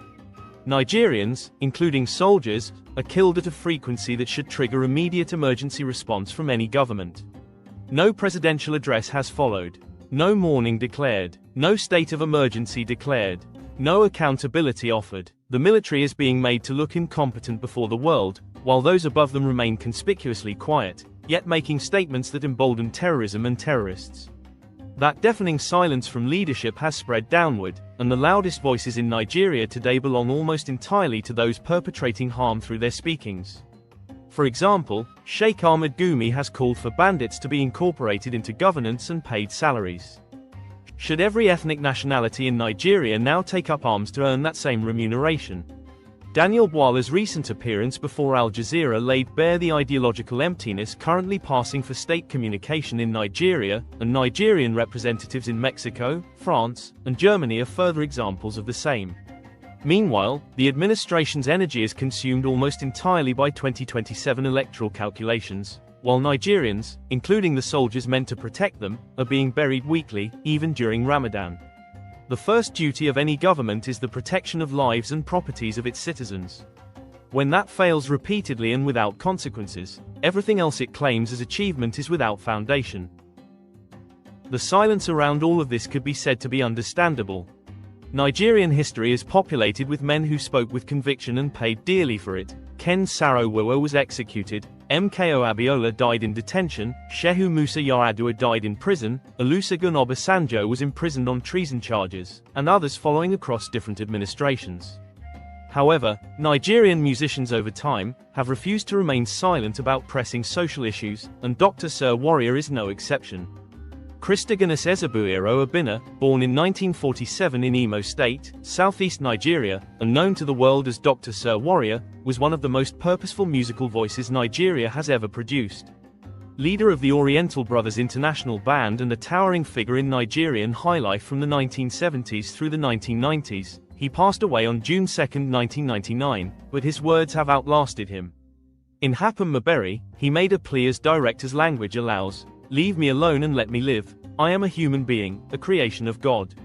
That a man of his stature felt compelled to sing those words says everything about the Nigeria he lived in. That those words remain just as necessary and urgent in 2026 says everything about the Nigeria we have inherited.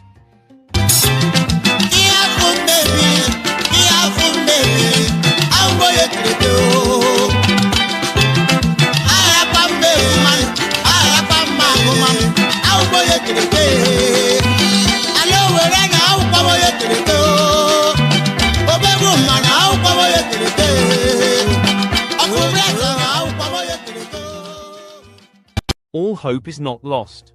Nigerians must speak. Patriotic journalists, community leaders, clerics, and citizens of genuine conscience who live within regions overwhelmed by banditry must use their voices clearly and publicly to establish that those carrying arms do not represent their communities, do not speak on their behalf, and should receive no reward that treats their violence as a legitimate political enterprise. Silence from principled people in those regions is being read as consent, and processed by those committing atrocities as endorsement. Nigeria cannot be rebuilt by those burning it.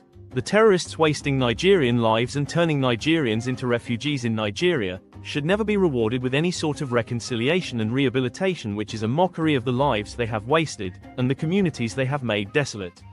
Every version of reconstruction that has ever worked anywhere in the world started with people who had every reason to stay quiet, choosing instead to speak up. The lessons of the Biafra War, and the lesson of everything that has followed it, is that silence has never protected anyone. Thank you for watching. Please share this video with friends and family. Subscribe to our channel and turn on notifications so you do not miss upcoming videos in this series. Our full live streams on this topic are available on our YouTube channel at May Nigeria Never Happen to You. May Nigeria happen for all Nigerians, and for friends of Nigeria.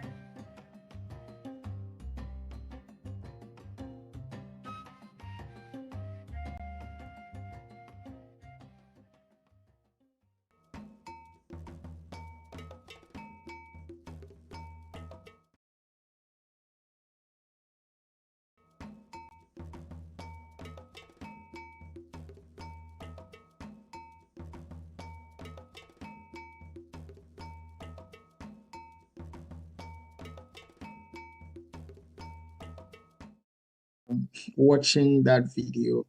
Okay, I was saying to the people on TikTok, they should please buy this book. Yeah. So I'm also going to be leaving the QR code on the screen again so that you can, if you have not managed to scan it, you can scan it and pick up a copy. Thank you guys on TikTok. Thank you for all this. Alake, thank you for joining. Thank you so much.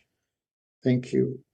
Thank you. So please, that's a QR code for Biafra Lest We Forget. It's not fiction.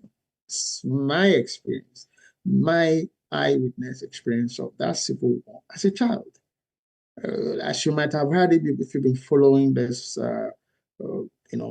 channel, this particular series. I was about 7 years old when that war started, and I was about 11 when they said it ended. But all of us know that it hasn't ended. It hasn't ended.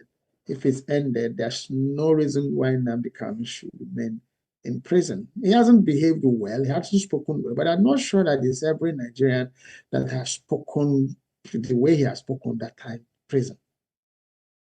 Okay? We have some, even in high political offices, making crazier statements, more dangerous statements, like telling you that terrorists are their brothers, as their family members. And that person is a national security advisor, it's in government. And because of politics, he keeps his office. Buaya is still in office, hasn't resigned, is not ashamed enough to resign from that post. And the people who employed him haven't found the balls to fire him. That's the Nigeria you have today. And that's a shame. Okay? So please scan the QR code that you see on your screen. Purchase this book, support me. Support the production of this book as a documentary that will benefit all Nigerians and mankind. So we'll be taking quickly now the comments from community members as we begin to round up. In your view, is the current silence from leadership a deliberate strategy or a symptom of weak political system? It is both. They think it's a strategy, it's not. But it shows that, as a matter of fact, I don't think any Nigerian administration has been as weak as this one. This administration is just there, thinking that they're doing Owambe party in Lagos. That's what they think they are doing with national affairs. Inviting people to come to the party, city boy, that's what they think this is about. But the people who are angling for the jugular of Nigeria has weakened them, and they think they want to, placate them in some way so that they can continue in office. No.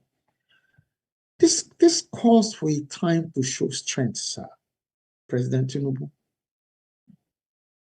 Political Well, the same 1999 constitution, we have said it, that constitution has to go. You need to call for a referendum. Nigerians have to decide which way they want to go. Somebody is dictating to you, Mr. President, that if this person lays down and if that person, I will support. You who? You are the president, you are the authority in Nigeria. And why can you speak that way? Because the presidency is weak. The Nigerian military has been made to look inefficient through policy. It's not the military. It's not the Nigerian soldiers that we know. No. Politicians. Then when the military rises up tomorrow now to revolt, they say mutiny. They say coup. You're making them to look incompetent. When a nation, as you heard in that video, fails, when the government in power fails to protect life and property, that government is inconsequential, has failed. And that's what the state of Nigeria is now. You heard Sawario, happen maybe, live and let live. Let me live. I'm a human being. These people who are slaughtering people, are they taking those other people as human beings? They don't take them as their religion tells them they are unbelievers. You are free to kill unbelievers. So if other people now take on arms and say, okay, we don't believe what, okay, we too can kill. What are you invoking? Anarchy. So, Mr. President, stop playing politics.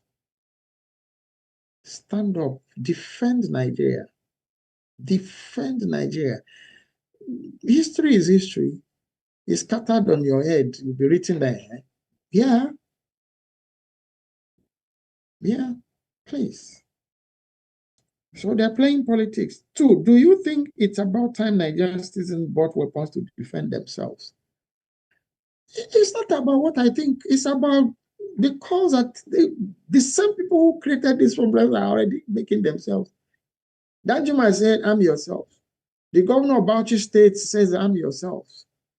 The Zamfara governor has bought arms. Imagine if it was Alex Oti of Abia, that made that statement to say the citizens should arm themselves. What will happen?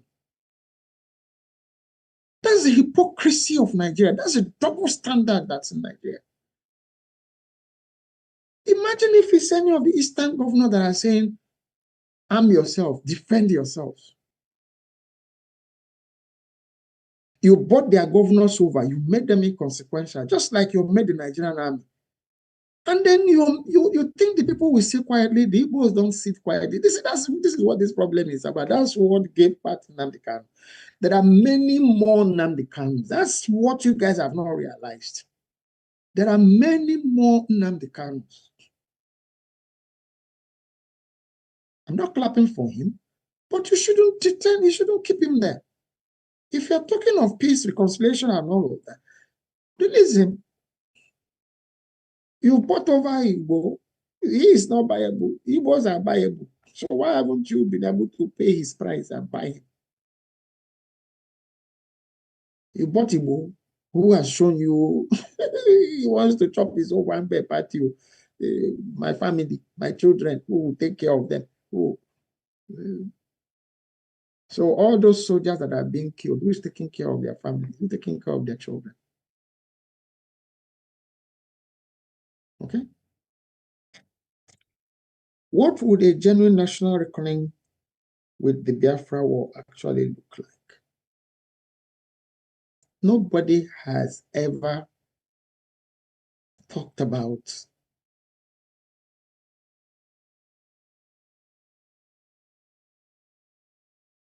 assuaging,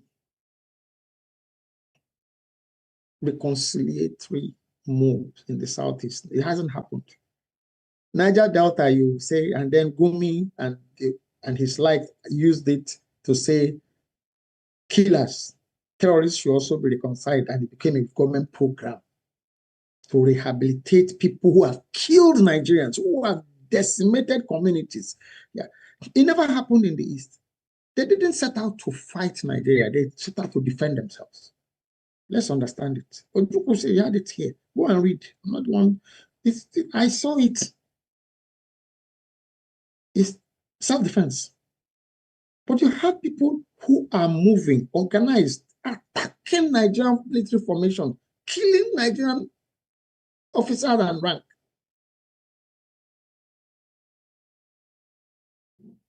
Nigeria is paying for what they did to the Igbos in this war. I suffered, I saw it. The Igbos, like the phoenix, rose up again. I'm, as an individual, as a human being, we didn't go to school. There was no school throughout those 3 or so years. Even 5 years before the war, things had happened. There were misplacement, move from here, move from there.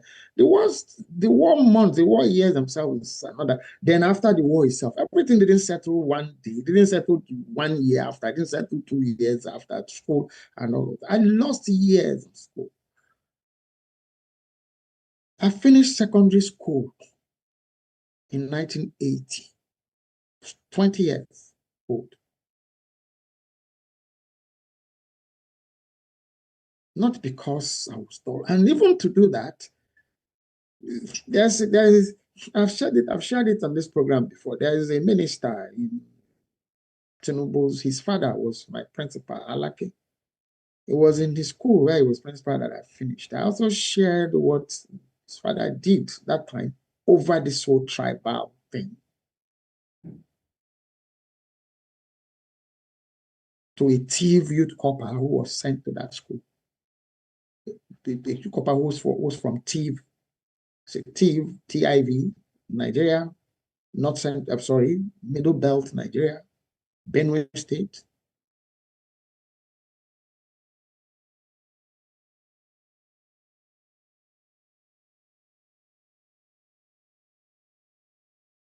How do you think a life of discrimination would build anything? Sardana voiced it. The Igbos, I think, when they arrived, and it became a national policy that growth, self-development, aspiring to do better things, this is a sin. You've seen the result in the North. You've seen the result. So the Igbos did not sit back. Next episode, I will share an experience after the Civil War. No, it's not next episode, 2 episodes away. How the Igbos, my experience of what I saw, how they supported themselves to send their children to school after the Civil War. I will share it. While people are still waiting for allocation. It's not a surprise that Governor Alex Otti is doing what he's doing. It's not a surprise at all. It's not a surprise at all. And make no mistake about it, the only persons now who can rebuild that country can only be Igbo people. Not because, no.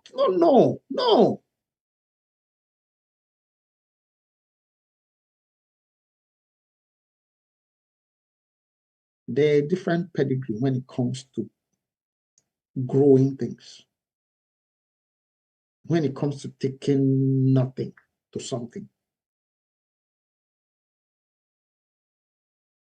Okay?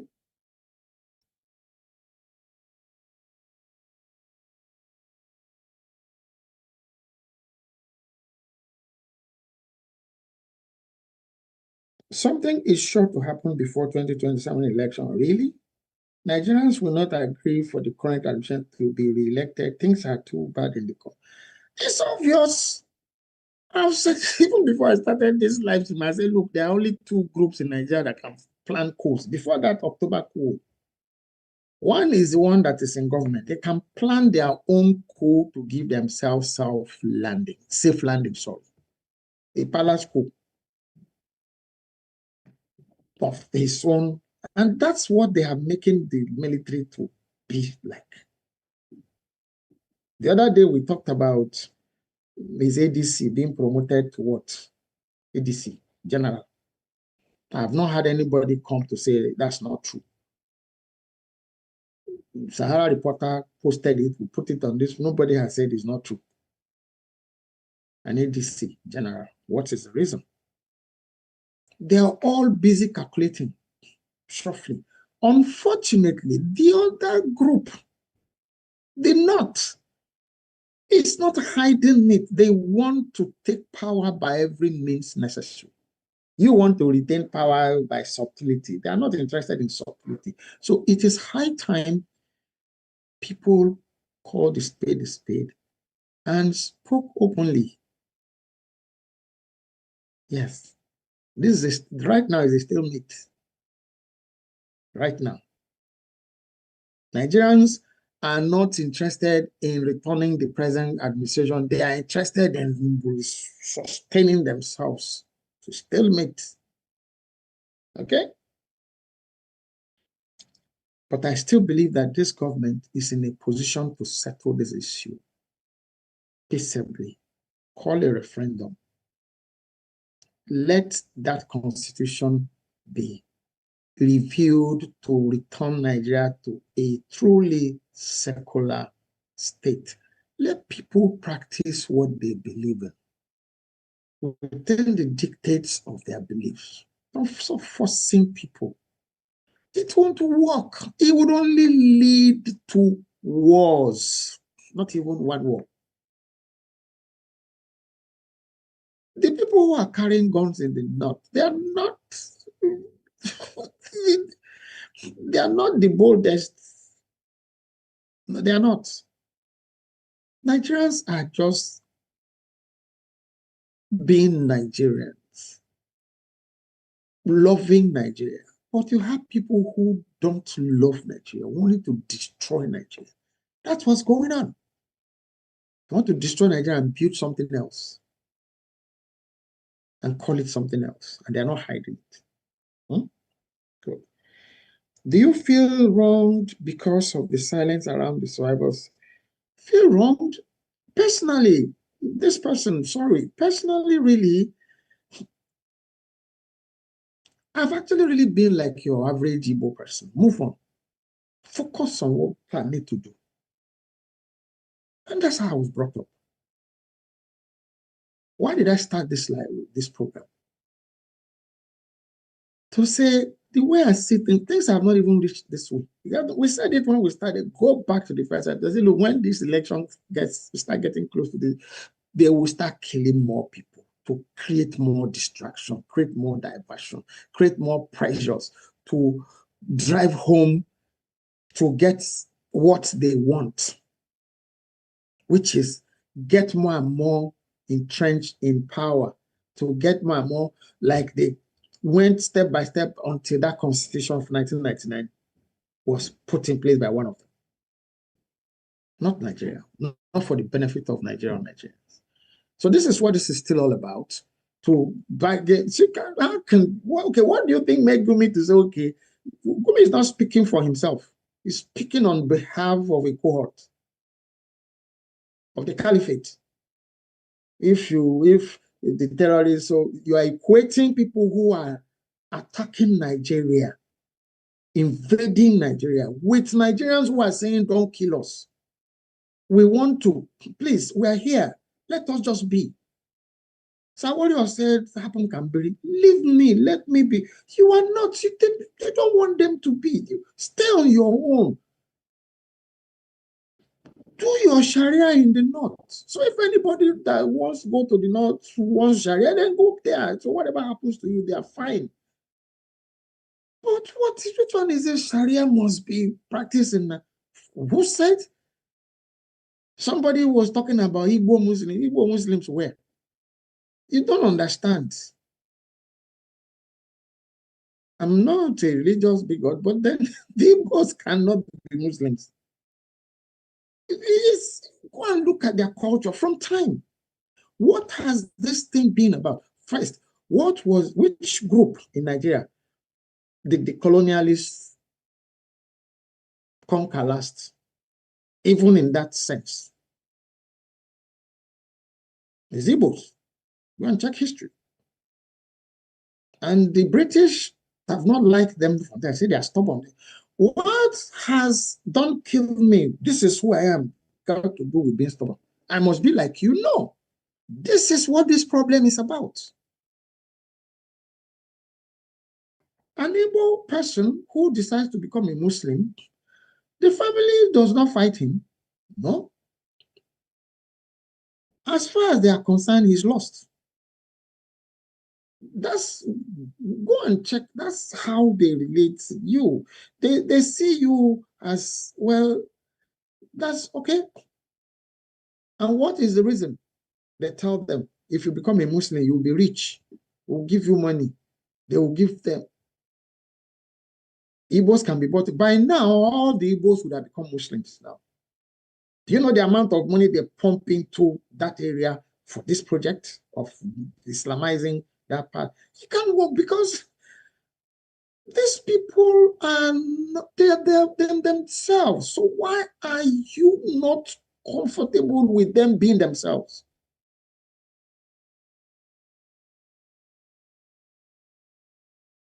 Everything they own were destroyed up onto their economical survival. 20 pounds. I will come to that towards the end of my Biafra story. And what my mother did with her own money. Never exchanged it, never took their 20 pounds.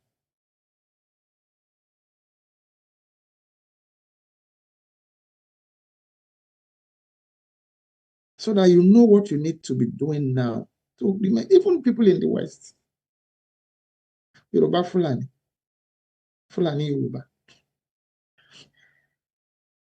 From what I understand, all the chief imams in Lagos right now are Fulanis, bearing Yoruba, having Yoruba names in their names.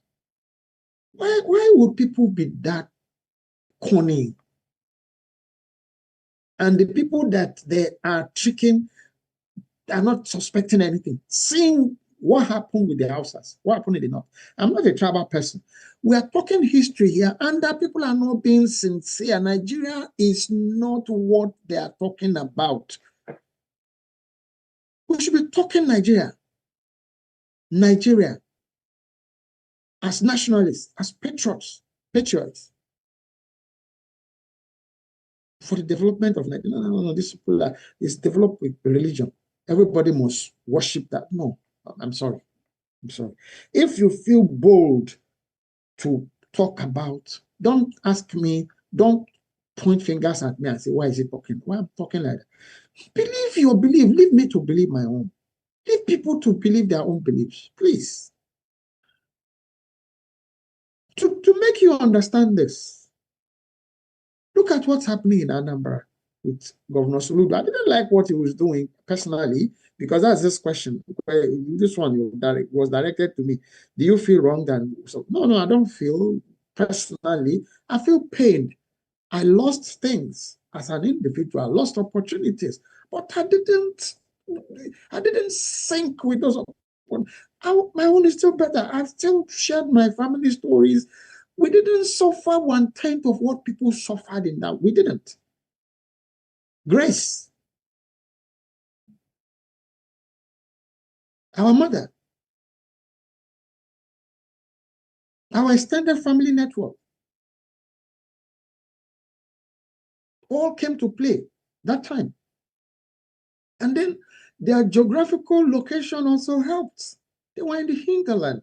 By the time the war was getting to that side, it was about ending. That is why I spent only how many nights. There were people who moved from one huge refugee camp. All these children you are looking at here, yes. I saw huge refugee camps around Umoga, around Owerinta. I've talked about, read this book, please. Buy the book and read it. So you understand. That's what's shaping up. These people don't care. Look at what they do to the villages. Convert. Everybody gather. Okay? Accept or not, if you know the pipe. Is that what you want? Is that Nigeria? Is that civilization? Is that even God?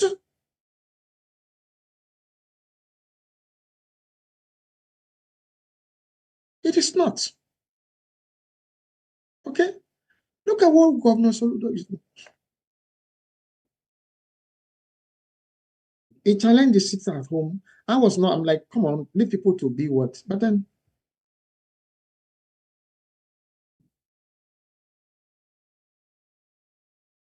they rounded up traditional native doctors. And what was their reason? When I read follow through, I'm like, okay, let's. What was issue? Okay, this is rights issue. You are infringing on people's beliefs and all of that, but it was more than that. That's what should happen in the North. It's not what's happening in the North. They're enabling them. Now, what is, please listen, what, there is them. You are emboldening terrorists, kidnappers, criminals, making chance for them to be able to escape, to be able for them not to be able to get hurt with bullets, with machetes, okay? Machete cuts, knife cuts, and all of that. So you can't do that. You can't practice that. These people are being emboldened. That is the Igbo man. That's the Igbo person. Nsoani. Abomination. Spill of blood is abomination in Igbo land. Some of the people who are killing people in Imo, whatever, they are still the same agent for these people, for you to say, okay, see what is happening there. Asari Dokubo is the southern flank of this whole madness. He has videos online to say how he's killing I will keep killing you. And he's there walking free.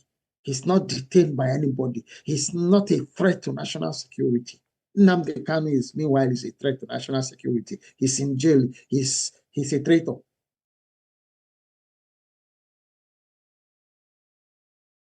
Governor Soludo jailed herbalists for making charms for criminals.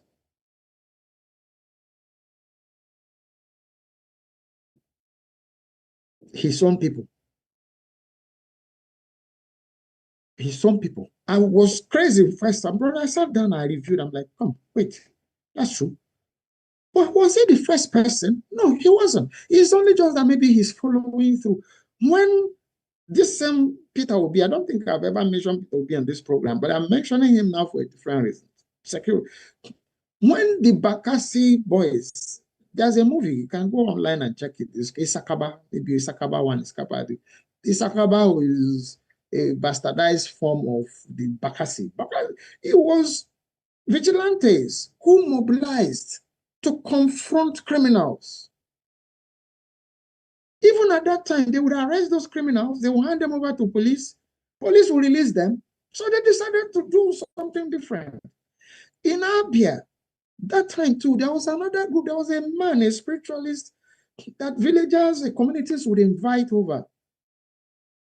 And they would tell every criminal in that community, if you don't change your ways, bring out all the bad medicine, bad juju that you have, bring them out. If that man arrives in that community, you would all come out by yourself. It's not force, not arm, no gun. They would all confess, and the communities would take them and hand them over to the police. Guess who stopped that from happening? The authorities, the same police. In the past few days, there's an incident in Oyo State. A terrorist people kidnapped some people. The community mobilized, the young people mobilized vigilante, and they caught one of them and handed over to the police. By the following day, the police had released, this is an ongoing issue in Oyo State, Southwest Nigeria. So what are you saying? What's this silence? What's this connivance about that Nigerians should just be there for people to overrun them and kill them off?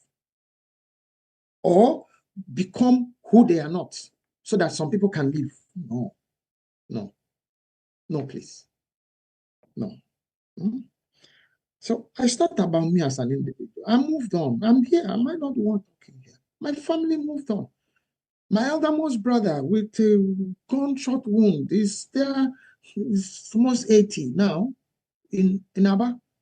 Was in that war. My sister, bless her soul, passed on natural causes some 3 years ago. The one that I would eventually meet in Nkwere, when next episode I will share how providentially, miraculously, I met my brother. And that was how I was rescued finally to be able to go. I will share next week. It's in the book. I say, buy it and read it and see how him. He has not been able to. You see, it's until now that I'm beginning to put certain things in perspective. This was a brilliant young man, very, but nobody paid attention to anything called PTSD, post-traumatic stress syndrome. War, was a soldier, saw people killed. Maybe he himself killed people, and all of that. After this war, he was not. People don't understand that in the family. It's just now that's. So I'm beginning to, put certain. Is alive. Is there? There's one person between himself and myself, but it was him that brought me back to the family. We met purely by coincidence in Nkwere.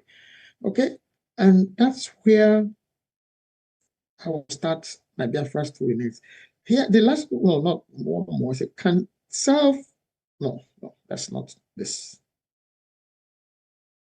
Considering the Nigerian educational system is being manipulated, do you recommend homeschooling? No.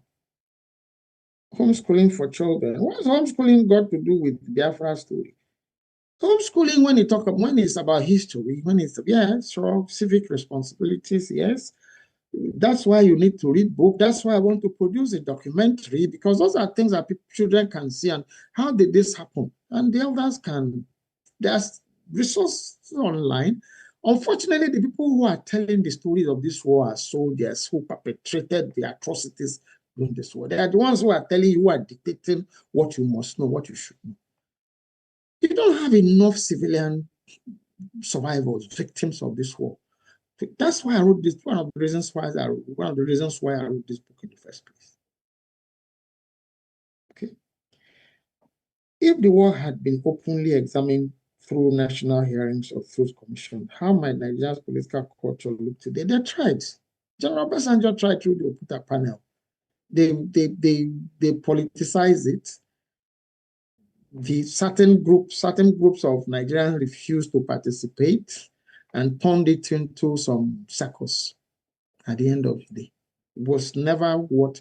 But then, fortunately, for some of us, we found some things. Hajia Mariam, that is my partner on this program, that's why I've kept her. That's why she's here, because she's the only other person that I know of because of her story. And I had that story through the Oputa panel, her presentation at the Oputa panel. She lost a child. She was a true victim, and she's from the north. That's why she's here. That's why you keep seeing her here. She's here with me. Is my resource person, virtual resource person on the. That's why she's here. She's a face of that war.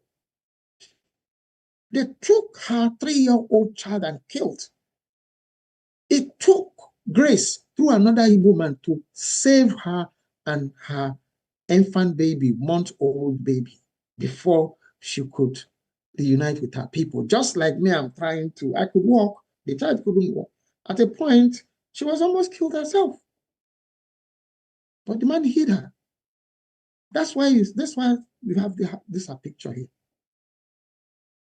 We're talking real people, not fiction.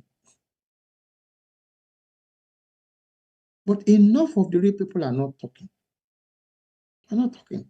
That's why the likes of Gumi are occupying the media space. That's why the likes of Boya are telling lies on top of the lies they told yesterday. That's why somebody told you, I told you. I'm not campaigning for anybody, but it's here. Thank God the internet is there. Somebody told you, if I don't give you light, don't vote for me, and then he's still there. No shame. And it's like, what are you going to do about it? For Buhari to say he will sue Al Jazeera, is that what are you going to do about my shamelessness? I want to thank all of you for being part of my show today. Okay, thank you so much.